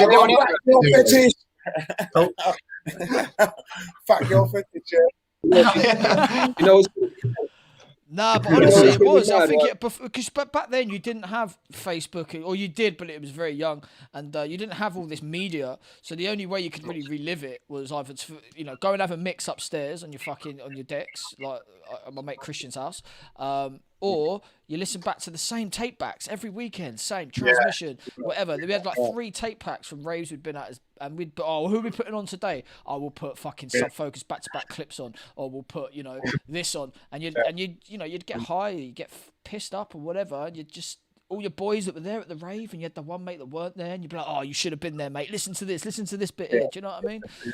They were good times, man. When we were at raves, the ultimate thing that you could do was manage to get a shout out from the MC, because then you go and buy the tape pack, and then your name would be immortalised on that tape pack. Do you know what? Do you know what? I got a funny story about that. So that first rave I went to at Transmission, I was new to rave culture. I see loads of people showing their phones to the MCs. I didn't know what they were doing. So I thought they were taking pictures. So I took a picture. I can't remember who the MC was now. It wasn't like one of the big guys. I took a picture of him, and I was like, mate. And he come over, and I just showed him the picture I took of him. I was like, look at the picture. And he was just like, yeah, cool, man. Nice. I'll tell you a funny story about my first summer. My first 4 or 5 years into D&B into jungle. I actually had no idea that everybody was getting off their heads on there. Oh, really? I had no idea. I said no. I wasn't into that, I wasn't into going to a rave and then going back to someone's house afterwards and getting on it. That whole culture, I wasn't just on. It just totally missed me. Do you know what I mean? So I just thought everybody was happy to see me. Well, they were, man. They were happy to see you. Yeah, doubly happy. I was just so focused on I want to learn how to do this really good. It just all went over my head. I'm talking about a good 3, 4, 5 years. I mean, I heard when I got into it, I knew that I knew about the whole acid house thing, and that people used to get mashed up in raves on acid house and stuff. I didn't really associate this with the whole thing that I had heard about before, about people going to raves and getting on it and stuff like that. It went totally over my head. And to be honest, I'll be honest with everybody on here. I didn't do any synthetic bits. I didn't do nothing until I was about 33. The first time I ever did any, Wow. The first time I took even a bit of an eat or anything like that was like when I was 33. I hadn't done anything in my whole life. When you're 21. These numbers aren't adding up. I mean, but it was like, that's how long it was. I'll tell you what, Skibbs, at that same rave, I had a video. I think the phone got nicked. It was before the cloud, and I was pretty off my head, I remember, and I started tripping pretty badly. And there's a video on my phone, or there was, of me filming you like spitting, and then I see a woman on stage dancing with a baby for some reason, and you can see the phone go from you just videoing this empty space on the stage.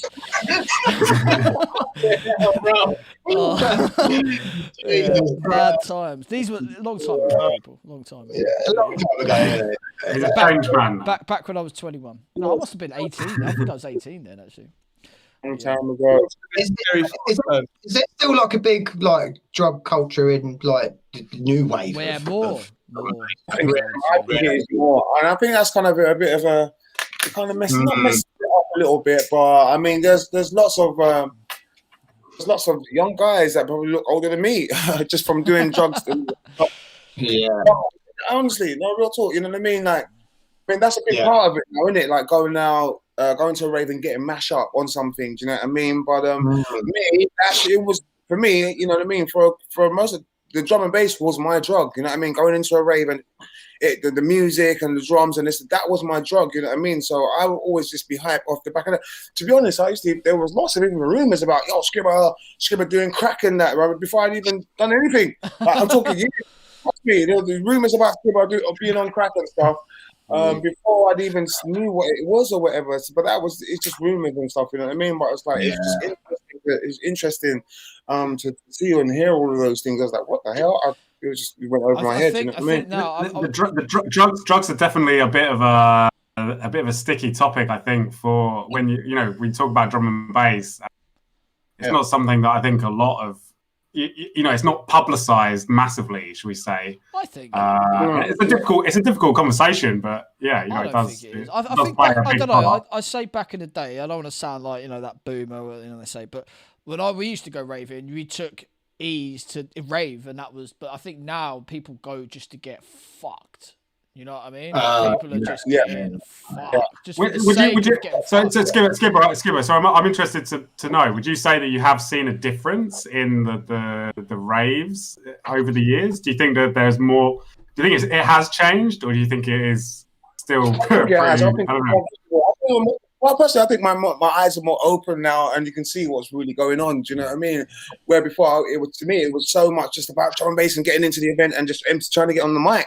I was just oblivious to a lot. It didn't take time to sit down and think, okay, really, really going on and looking at people. I just see people getting hype and think, Now, I think you're right. If you get a group of mates that they want to go out to get fucked and they want to hear D&B at the same time. So I think it's a massive part of it now. I don't think you really get many people going out to D&B nowadays that necessarily don't get on it a little bit. I don't know. I mean, I don't. For me now, rather than being at the front, I'll be at the back enjoying the music, and with your red wine, with my chalice. Yeah. What's going to be weird, right? Is when we come out of this whole COVID thing, is that there's going to be a whole year's worth of kids who are 19 who have never been to a rave before. The closest thing they've come to raving is probably your stay-at-home festival, Slev.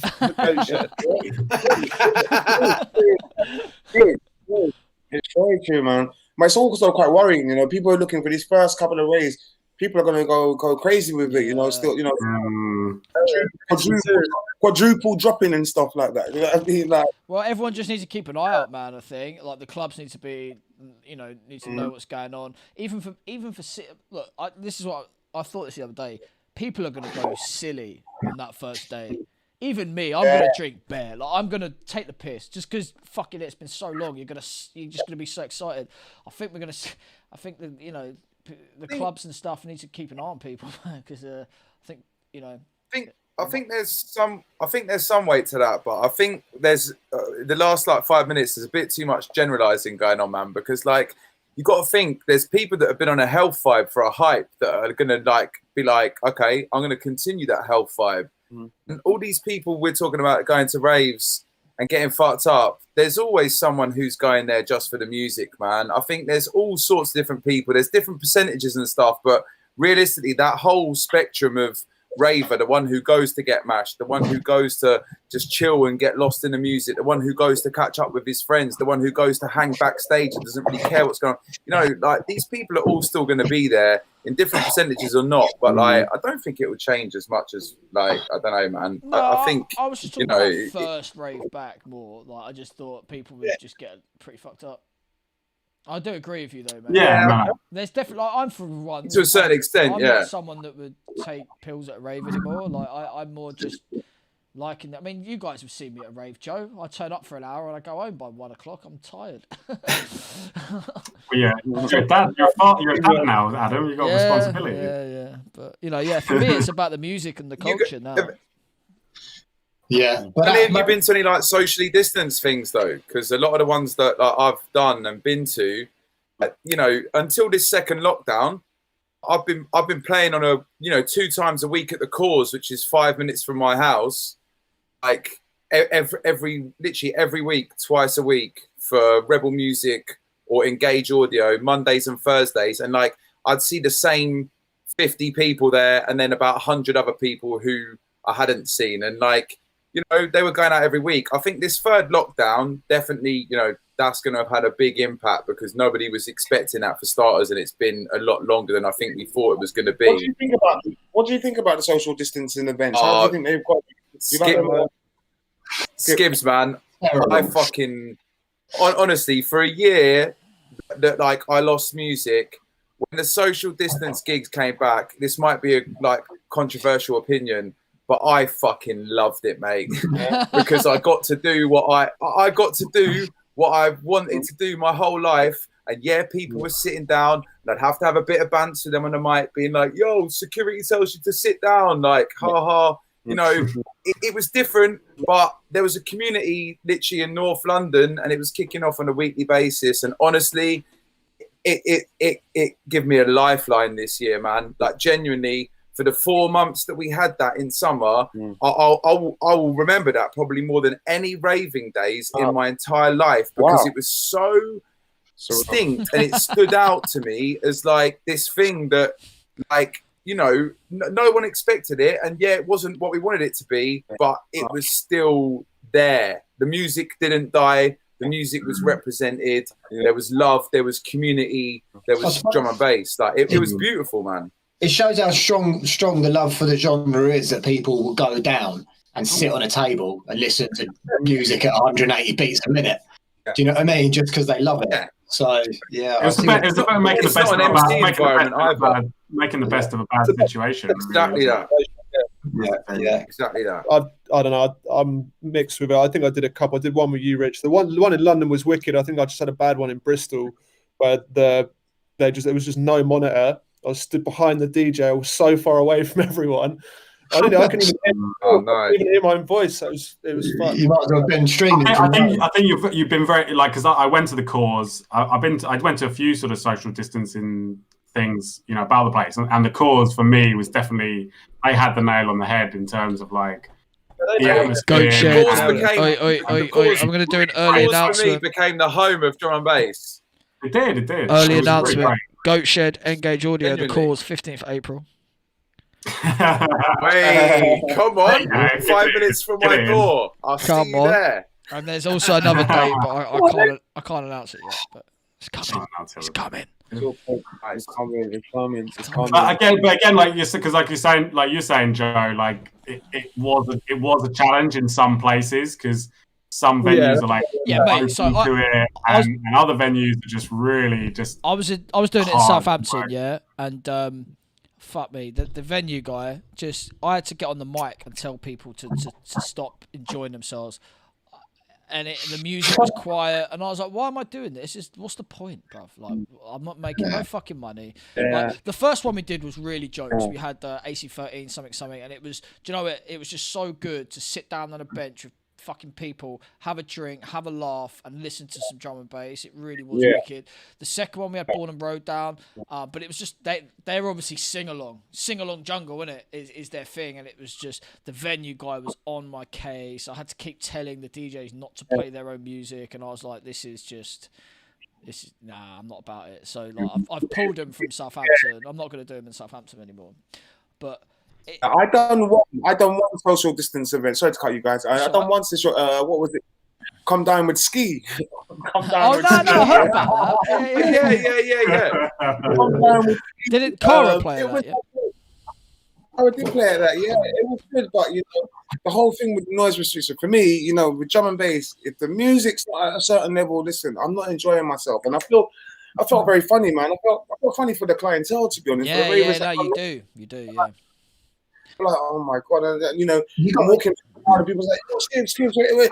And I was like, yeah. I'm just trying to like hide really, because I just felt so tight with the music not being. I don't care, there could be 5,000 people, there could be 5 people in there, but the music I have to feel that bass. If I'm not feeling that bass, I'm a little bit anxious. You got to get that groove, haven't you? Gibbs, what venue was that? That was at What venue was that? That was in Vauxhall. That was at the Fire in Vauxhall.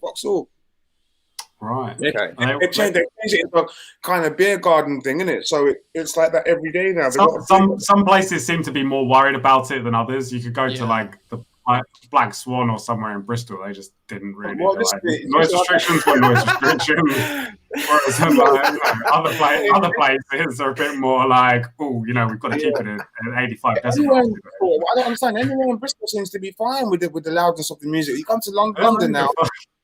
Jesus Christ, they're on a big thing in London where, like, oh, you know, you can't have the music 85 decibels or something like that. I'm not even sure, but they literally got a meter right next to the DJ thing. You know what I mean? And it kind of kicked off a little bit, to be honest.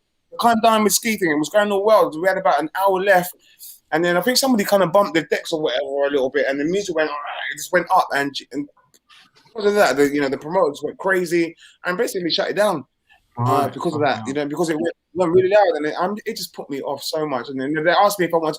They had a great night, because basically for that come down with ski, somebody flew in, six lads from Manchester flew in on a private jet to come down with ski, and they obviously got a bit of money. They was buying drinks for everybody in there. They were buying bottles of champagne, buying champagnes for this. Wow. So the promoters, the venue, the club owners, they were loving it. They was like, "Oh, can we do another one?" Do you know what I mean? But I was like, "Listen, you guys, I just really wasn't in it because the music wasn't loud enough, and that's not for me to play. That's not for me. What's behind these noise restrictions? Are they going to carry on? Was it a temporary thing? We don't know. We don't know at the moment. We're waiting to find out. What's going to really hurt a lot of places? Yeah, they stifle stuff like this. They reckon they're going to bring some announcements out in the next couple of weeks, because we are a little bit unsure 100% how it's going to look. Everyone's unsure. I'm a bit worried. Obviously we've seen lots of flyers coming out over the last couple of weeks and stuff, and I saw one flyer, hybrid minds, SAS, and I don't know, triple backflip straight as I saw the flyer, but it was only when I calmed down I was like, oh, this is a social distancing event. It's a thing in Stevenage. I think it's a Breaking Science event or whatever, but they've got hybrid minds. Stadium. The stadium thing. Yeah, that's it. Yeah, Stevenage Stadium. Yeah, I didn't realise. I thought it was a normal event at first. I was just so gassed to see her and to see us on an event. SAS. I was like, oh my god, yeah! And it was only the next day. I was like, hold on a minute. Oh, this is still social distancing. Yeah, I was like, I'm shocked. It's a little bit of a moment. You know what I mean? At least you know that's like the precursor to the events really coming up. Exactly. I'll be shocked if they actually roll back from this one. Yeah, me too. I think they could. Well, I don't know. They could well move it. I think. I don't know whether or not they'll cancel it. That's what I think. I think everything's a little bit unsure. And what my biggest worry is, to be honest. Obviously we all want to get back to normality and stuff like that. You know what I mean? But okay, this is a question that I put out on my platform a little while ago. I was like, okay, cool. Imagine everything's back to normal now. Yeah. Okay. Let me ask everybody in here. Let me go back to Raven. Are you going to wear a mask? Well, it depends if it's mandatory. Isn't it optional? It's mandatory or not? What? Because I got this vision of everyone's going, hey, yeah, we're all back now, popping loads of pills, starting sniffing off toilet seats, and everyone's just going crazy or whatever. You're going to need some kind of defender on your ear with all those guys MCing in your ear or something when you get back. Yeah, but that's the question. What do you guys think? When we go back to normal Raven, are you guys going to wear a mask when we get back to these events? Are you going to, out of choice, if you had a choice, wear a mask, are you going to wear one? No. No, I don't think so. I don't know. Yeah, you wouldn't want to. But then that's the thing, is that the raves shouldn't be happening if there is still a real serious threat. Yeah, I guess that's the point, isn't it? They need to get rid of all the I don't know. I think for the first couple of months, I don't think I'm even gonna. I don't know. You never know what you're gonna be like when you actually get there. But I've just got this vision of my first couple of months of this. I don't think I'm just gonna go and do my set and go for the first couple of. I don't know why.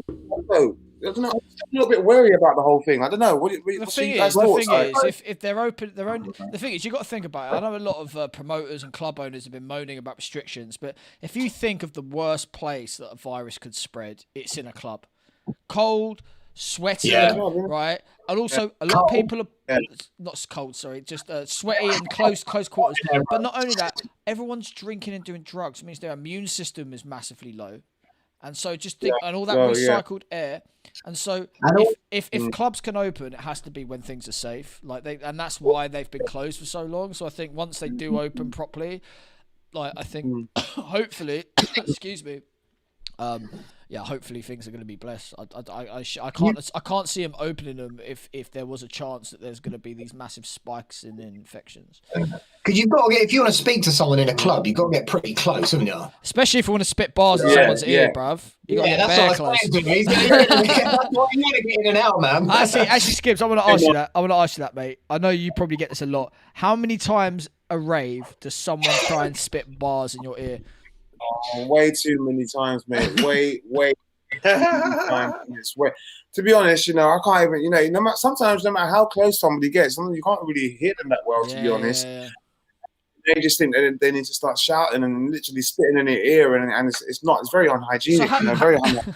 All right, then. So obviously, we all know that's dead. It's happened to all of us. From we've got 3 vocalists here. Skibber, you're probably the most legendary one in drum and bass. How does an up and coming vocalist who does want to, progress his career reach out to people like yourself in a non-annoying way? That's a very good question. It's difficult. To be honest, I think things have changed. It's quite difficult. I think it's very difficult, to be honest. Obviously the way I got into it was through pirate radio. You know what I mean? Through Cool FM. Cool FM has been the biggest thing that launched me, and so everybody started knowing who I was or whatever. But now I think it's just doing lots of sets and pushing them out on various different platforms and as many platforms as possible. I think that's the new kind of way to kind of get yourself out there. Really, just being active online. I don't think you can do hey, I have 10 MC sets a year and not somebody not get to hear you and hear what you are, and then stand for themselves, individuals, whether they actually like it or not or whatever. But I think right about this now, I think, if you're hungry, you would. The way I do it, I would write loads of lyrics, and back in the day, I would write loads of lyrics, and I would look at them, and I would just say, yeah, they're shit, and I'll say I need to make more, and that's how I would just always push myself to keep on doing more. I would do lyrics, and I would just okay. I would just say to myself, they're shit, and just to push myself to do more. And I think everybody, if you're trying to get into any kind of thing, you need to. Me, I've always done that. Whatever I'm into, I overdo it. Basically, whatever it is. I Cool FM. I used to sleep up there the whole weekend, overdoing it. Do you know what I mean? And I think it's down to passion, isn't it? Really and truly. And I personally think when you get a little bit older, it's hard to have as much time to put into your passion when you're a little bit older, when you've got responsibilities and stuff. Life gets in the way, doesn't it? I think when you're young, when I first got into it, I didn't care about anything else. Whatever, bam, bam. Even if I wasn't eating or sleeping, I didn't really care. That's where I want to be. That's where I'm going. Everything else takes a backseat, and that's what I used to do. I would go to an event. I would come home. I wouldn't go to anybody else's. I'd come home and just get straight on the bars because I'm hungry for it, and that's what it is. It's just the hunger for it and the passion for it. So it doesn't really feel like I'm actually doing any work. I just love doing it. I want to do it anyway. I don't care if I'm going to get paid for it or not. It's not really about getting paid or any money. I just love doing it, and I want to do more in it. It's not being about recognizing, I'm on this flyer or that flyer. I didn't even care about any of that. I just love doing it with a passion and just want to keep on doing it. Do you know you've got a platform for mixes? Have you ever thought about doing a platform for kind of MCs as well?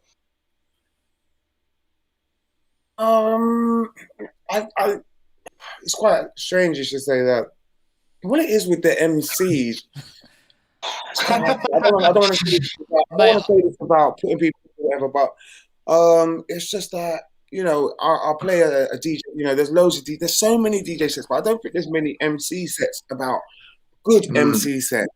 I don't think there is. I could be wrong. Do you know what I mean? Maybe I haven't got my ear to the ground as well as I should be. And too busy doing streams or whatever it is. often thought about doing things like that, and for some reason I get the impression, I don't know why, but I just get the impression that there's not as many good MCs out there. I think it's a lot harder to be a good MC than it is to be a good DJ, I think. And I agree. If you look at like all the old school legends of D&B, man, the quality is so sick. When you go get to newer, for me, it doesn't do it for me. I find it really difficult to listen to a lot of new MCs. Thank you very much for saying that, because obviously I'm an MC and I don't want to shit on my own people. You know what I mean? But it's like, I've done DJ competitions. I've even done an MC competition before as well, and it was actually okay. But when I'm it not comes saying to the picking skills the winner, not out there. I'm not saying that people aren't good. I'm just saying there's a lot of bad, I think, and I think it takes a long time to be good. Craft. Yeah, good. yeah. Thank you very much. I don't know. I think Rich. I've heard Rich talk about this before. I kind of stole one of his lines there. So maybe Rich can.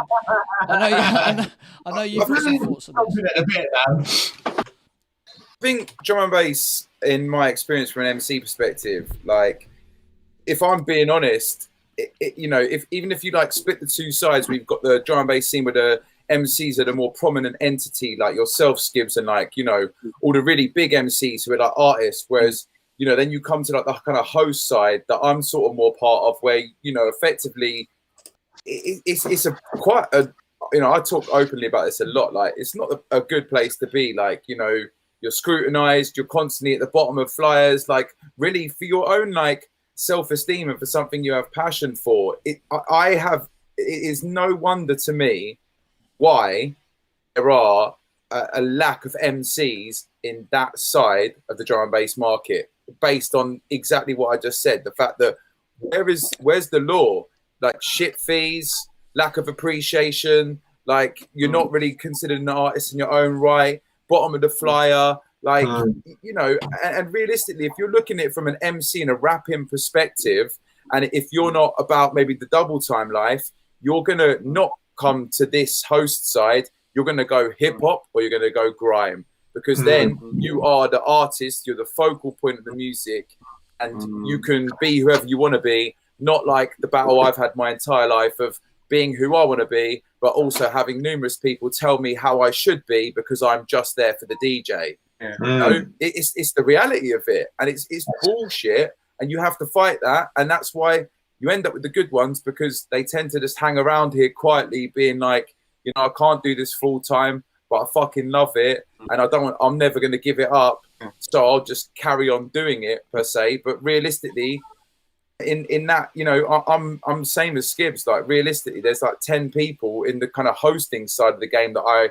rate. In Jump Up, there's probably like a few like more from like a lyrical perspective, even if it's not the sort of style I'm so massively into these days. It's definitely across the board, there's just a lack, because if you're an upcoming rapper, realistically, you're going to go hip hop or grime. Do you know what I am feeling at the moment? Do you know what I am feeling is a lot of MCs spitting halftime over like rhythms, man, and I'm really enjoying that, actually. I think there is definitely a lot of up and coming talent in terms of MCs that I'm liking. Someone here saying Dusky's hard, hard, and Grimer, Dusky's sick. The talent's and Grimer's sick. It's just, I think it's difficult. Like, anyone can learn to DJ, and especially now with new technology, like, anyone can really DJ if they want to. I think with MCing, you need to have a personality that goes with it. You need to have a voice that's not fucking annoying. Like, I know the voice is fundamental, man. I know MCs that lyrics are fine, but their voice is just fucking annoying. Like, and it's so I think there's a lot that goes. I think there's a lot that you need to achieve. With the brutalness. No, I'm just saying that it takes a lot to be an MC. From my point of view, and enjoying drum and bass, like, that's just how I see it, man. I think it's harder to be a good MC. Slev, what? That was the line you said you stole off me, innit? You said you stole that line off me, because it's like, I wrote about how it's much easier to be a good DJ than it is to be a good MC. The fact of the matter is, bruv, I am, after doing the MCing thing for 22 years or whatever, I've been DJing longer, but I've spent at least 95% of my time, more time rather, on MCing than I have DJing. And if you catch me on a pair of decks now, I'm a better DJ than I am an MC. Can't even get your Fact. work. Sorry, but exactly.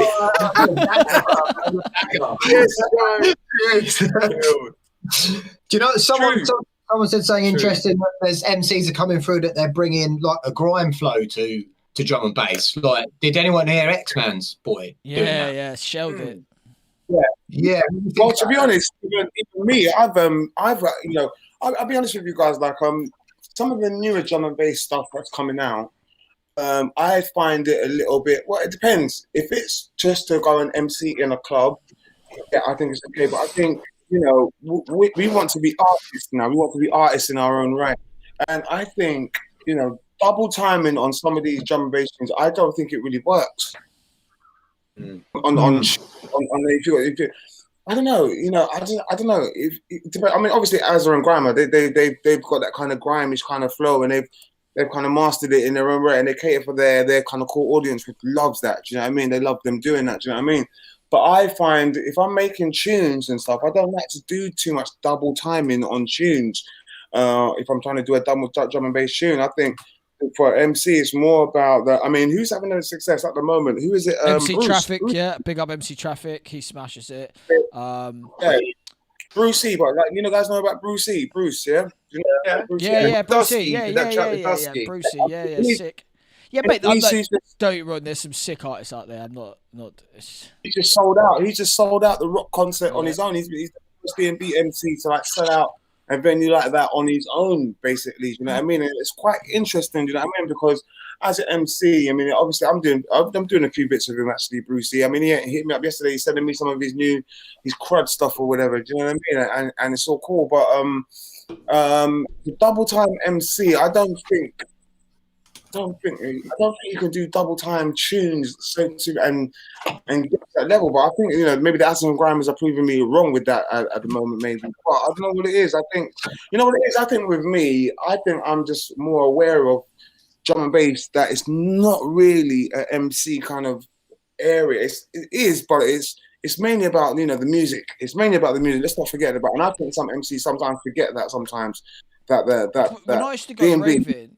For like MCs, like you had like Det, IC3, and it always wasn't necessarily about what they said. It was their voice that rumbled, the tone of the music. Hearing that, no, that just elevates the music and the rave. And I think a lot of MCs have lost that. It's not, it's not that accompanying with the music. It's kind of. Then what is if you say, hey, if a DJ or a producer say, hey, I've got a sick new track. Yo, MC Det or IC3, MC on this track for me, let's make a track to put it out. I don't think it really works to try and put out music like that. I think it only really works for MC and live. What do you guys think about that? There's an artist that I quite like, is that Mad Rush MC. I think he's one of the MCs that's come through. He's got a very distinct style, and I think that's what's missing in a lot of new MCs, that they haven't got, you don't instantly hear their voice and think, oh, I like that. Do you know what I mean? It's got a certain something about it. And I think I did a track with him, and when he processes them in a certain way because he wants to keep that certain sound. And so I think I think it big can up work. Mad Rush, man. Mad Rush is sick. Big up, bro.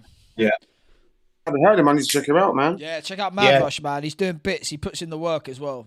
I've seen him everywhere. Manchester. Yeah. Manchester boy. Oh, wow. Yeah, he's he's a top guy as well.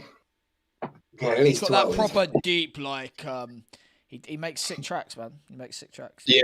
It's just it's that distinctiveness which I think's lacking in some of the newer wave. I can see Rich itching for a snitching. Just in response to what Skib said, I get what I get about the whole double time thing. I definitely would agree with that, and I think that's partly one of the reasons that I've drifted into the halftime or more halftime realms of drum and bass, shall we say. It's people like DRS that have sort of set the benchmark for me in this side of the game, and that, actually marketing himself as an artist in his own right, singing on tracks. He's 5 albums in now, is he? Just released his most recent albums. He's done 5 drum and bass out. Actually, one of them was a hip hop album, so 4 D&B albums, I think. Wow. He's on now, which is mental. And the way that he constructs a track is really at like, you know, double the speed. Like at the end of the day, if you write a hip hop lyric, you're going to be able to spit it to some drum and bass music because it's just double the speed. And that's like, I think one of the things that is quite good with Halftime. And I hope it is a feasible entity for that to be a case for an MC. Otherwise, my album, when it comes out next year, is going to flop. Promotion there as well, guys, I tell you what, something before it's getting near to the end. This has been such an engaging chat. We've just had a chat, and that's cool, and I've really enjoyed that. I quite like to maybe play some music to people, see what's going on. So if anyone's got some tracks they've got coming out they want to promote, get them over to Pete. Pete's the man, and we can play them. I know Dane. We've got one from the Watershed Patreon we want to play just to let people know what's going on with that. But Skibs, if you've got anything you want to send over to Pete, Rich. How do we send exclusive dubs, Slev? Basically, mate. I've got. You're not asking much, are you? World premieres and shit. Bruv, we just want the title track from the new album, mate. Bruv, I've got fucking too many dubs there. He wants to do with them. Don't worry about that. Hey, how do I send you tracks? You can see my name on Discord. You should be able to like send me like a private message. Okay. Send me a DM. And we'll give the people. Yes, mate. This goes on Facebook. That's a bit bait, no? Can't play dubs on Facebook. Yeah, you can do what the fuck you want, mate. All right, cool then. All right, hold on. I'll send. You got to remember we're going to be talking over it and stuff, innit? Like, if you we're going to need to talk a lot over this. Right click on my name and then it says message. You don't have to send anything too exclusive, mate. Just anything you want, really. Anything that's been out or you want to show people. I can send a new. Seeing there was a bit of chat about Dusky, I can send you a new thing me and Dusky did last week if you want. Yeah. Hey, hello. It's only I can only send 8 MB over. So it needs to be an MP3, right? No, you want to drop me like a Dropbox link or something would be. Oh, okay, yeah. Or send an email. Yeah, or you can just hum it. I'll leave your live performance. I'm not doing that again. But yeah, I'm going to cut out. See you later, Joe. Big I'm up, cut out. Thank you, everyone. Good night, guys. Say hello to Flo for me. That's what I do. How do I leave? How do I get out of here? You're here to stay. I've got it. Peace. So, we'll play some tracks and we'll warm it down, and that's it. We'll call it a day, I think. But it's been good, mate. Thanks, Skibber, bruv. You really brought some vibes. No worries, man. All good, brother. Big vibes. Big kid. Wait, Pete, can I send the link on the Facebook chat? Would that work? You don't want to do that. You don't. Right. You're gonna leak your own dubs. Don't do that. Facebook like, send it to me. That is schoolboy, man. I can send it. It's fucking. I've got it. What am I talking about? Hold on. No, I want to send a couple of others. Basically, this whole thing is just we're going to do one each, mate, and then we're going to move on. I'll get you. You can come on the next one, Dane. It's fine. You're free to do it whenever you want. I can't even find it. I'll tell you what. I could send you on with Mad Rush if Skibs ain't heard him. Yeah, do that actually. Yeah, show Skib Mad Rush. Just get that on there. Let me have a look at that quickly. 1 second. Yeah, because I haven't heard nothing, man. I haven't heard nothing new. He's proper sick, man, Mad Rush.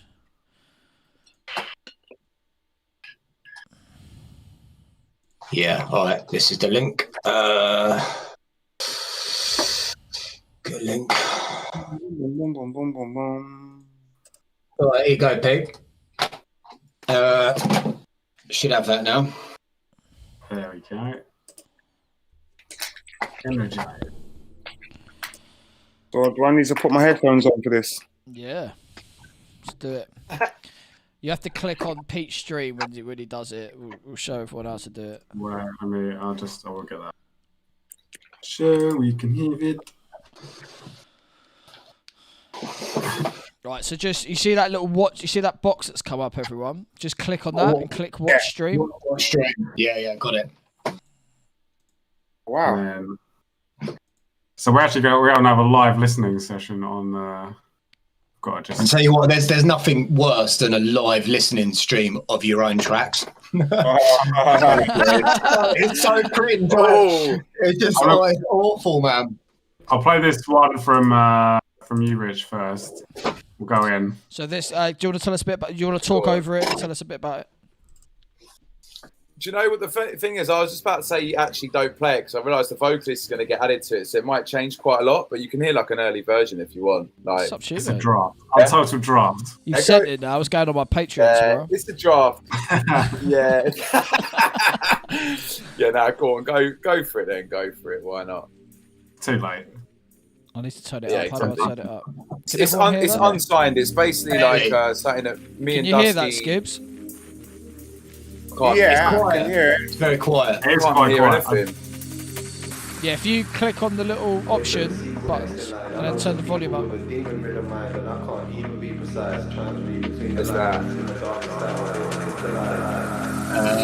Can't push me if I'm comfy, then I'll fly. It's a lie to say it took me by surprise. You can't hear it. I can hear it. I can hear it. You got to click on the watch stream. Now I'm weary of the people I can't find. I blame the evil left behind. Yeah. Wait for the sequel next in line. I know some people with a demon ridden mind, and I can't even be precise. Oh shit! Yeah, I've actually just seen the message from Rich saying, "Actually, don't play that."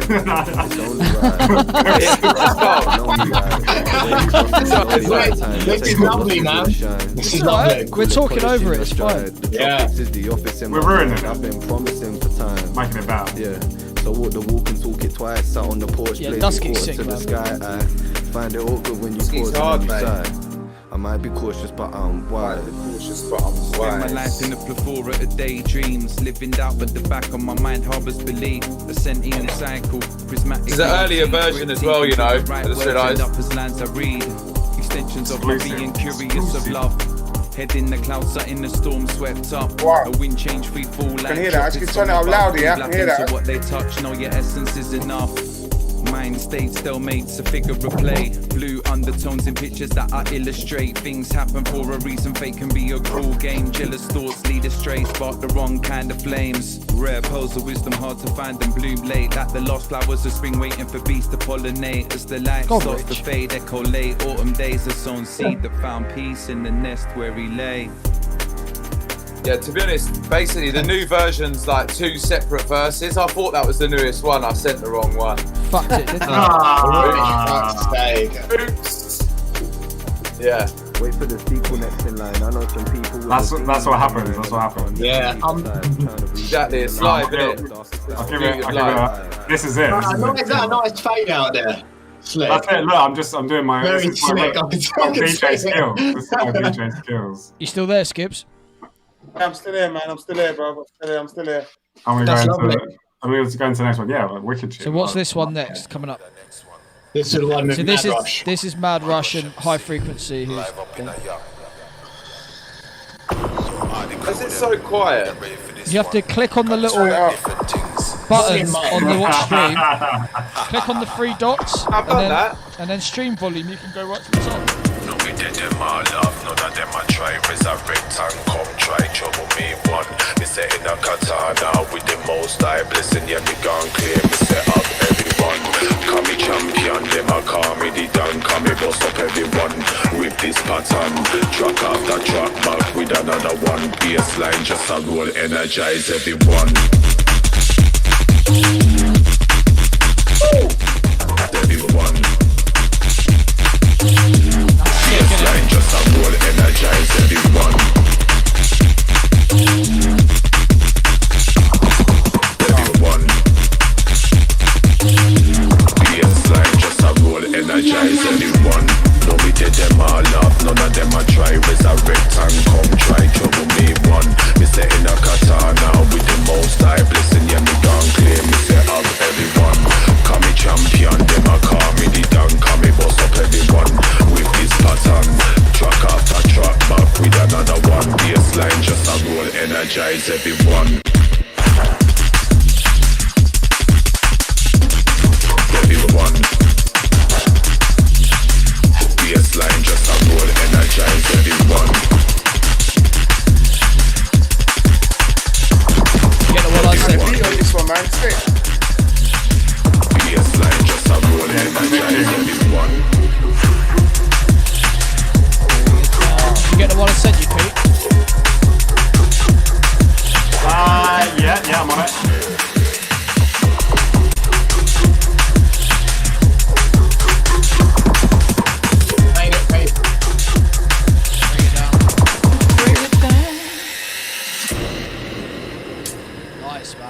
fucking sick. So that's Mad Rush skills. Banging, yeah. Banging. I like it. I like it. I think that might be coming out on a Hybrids label, Audio Addicts. I'm not sure when. Sick. Yeah, I remember I tried to get that for my nice Patreon, one, bro. he was having nothing. Yeah. that was Mad Rush, man. I was more than happy to go for it, bro. Oh, you got it. Okay, what's the next one? We're going to go into the next one. We'll bring it out. We'll bring it down. So the next one is Out of Space. This is by Dane as well, high frequency. It's on the Goatshed Patreon. It's on there for another couple of weeks. We just released the Creatures bass tutorial as well, so we're going to go check that out. So yeah, basically, go to the Goatshed Patreon right now. Bit of self-promotion for Adam. Right? Time. Yeah, hit us up, man. We love the support. Yeah. I'm gonna have to totally do the shout out thing as well and give a shout out to my mate Luke, who's tuning in right now. Wants me to give him a shout out. Big up, Skibber. Could you give a shout out to my mate Luke? Yes. Big up Luke, man. Conquer this for each and every time, bro.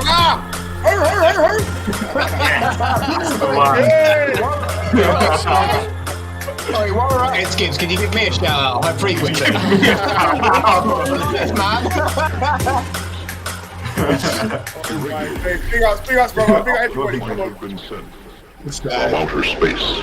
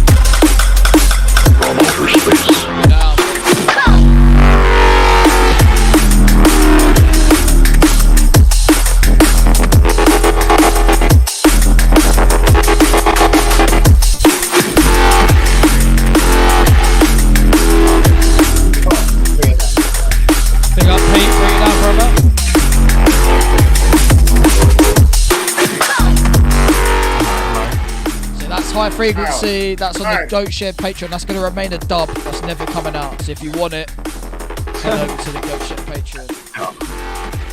Oh man, I can't tell you how nervous I am having my music played out in front of like a live audience, man. It's just so cringe. It's not. Don't worry about it. It's all good, mate. Banging tunes, bro. Don't ever. Yeah, but respect for giving me, getting out of this, Seven. I appreciate it. All good, mate. It's what we're here for.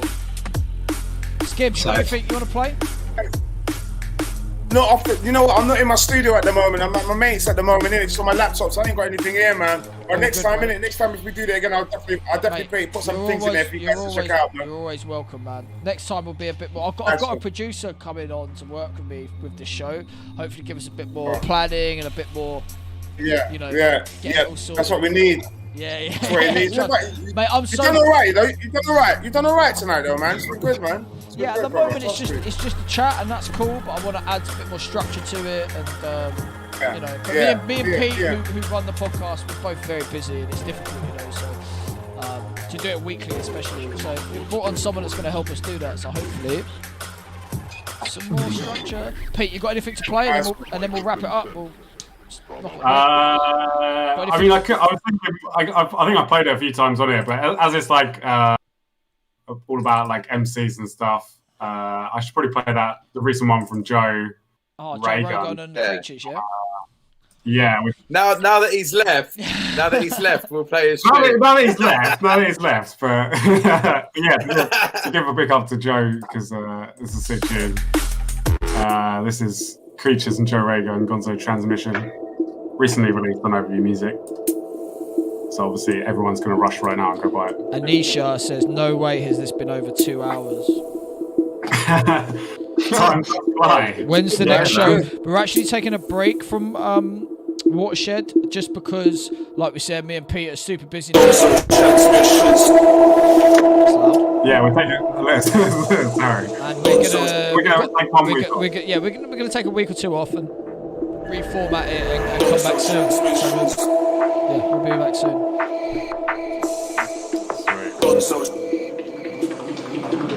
I'll be on the touchline, cheering on the anarchy. Gonzo transmissions, psychedelic airwaves, whole scheme, hair, brain, situation, pear shape. Flee with the rats from the test tube wreckage. Washed up to shore like a bottled up message.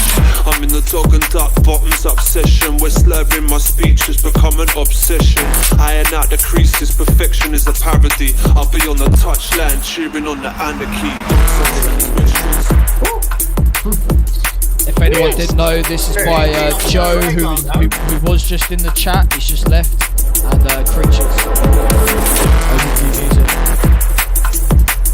Oh yeah. I'll be on the touchline, cheering on the anarchy. Gonzo transmissions.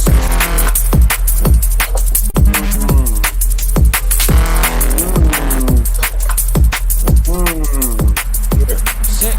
Gonzo transmissions. Oh yeah. Just bring it down.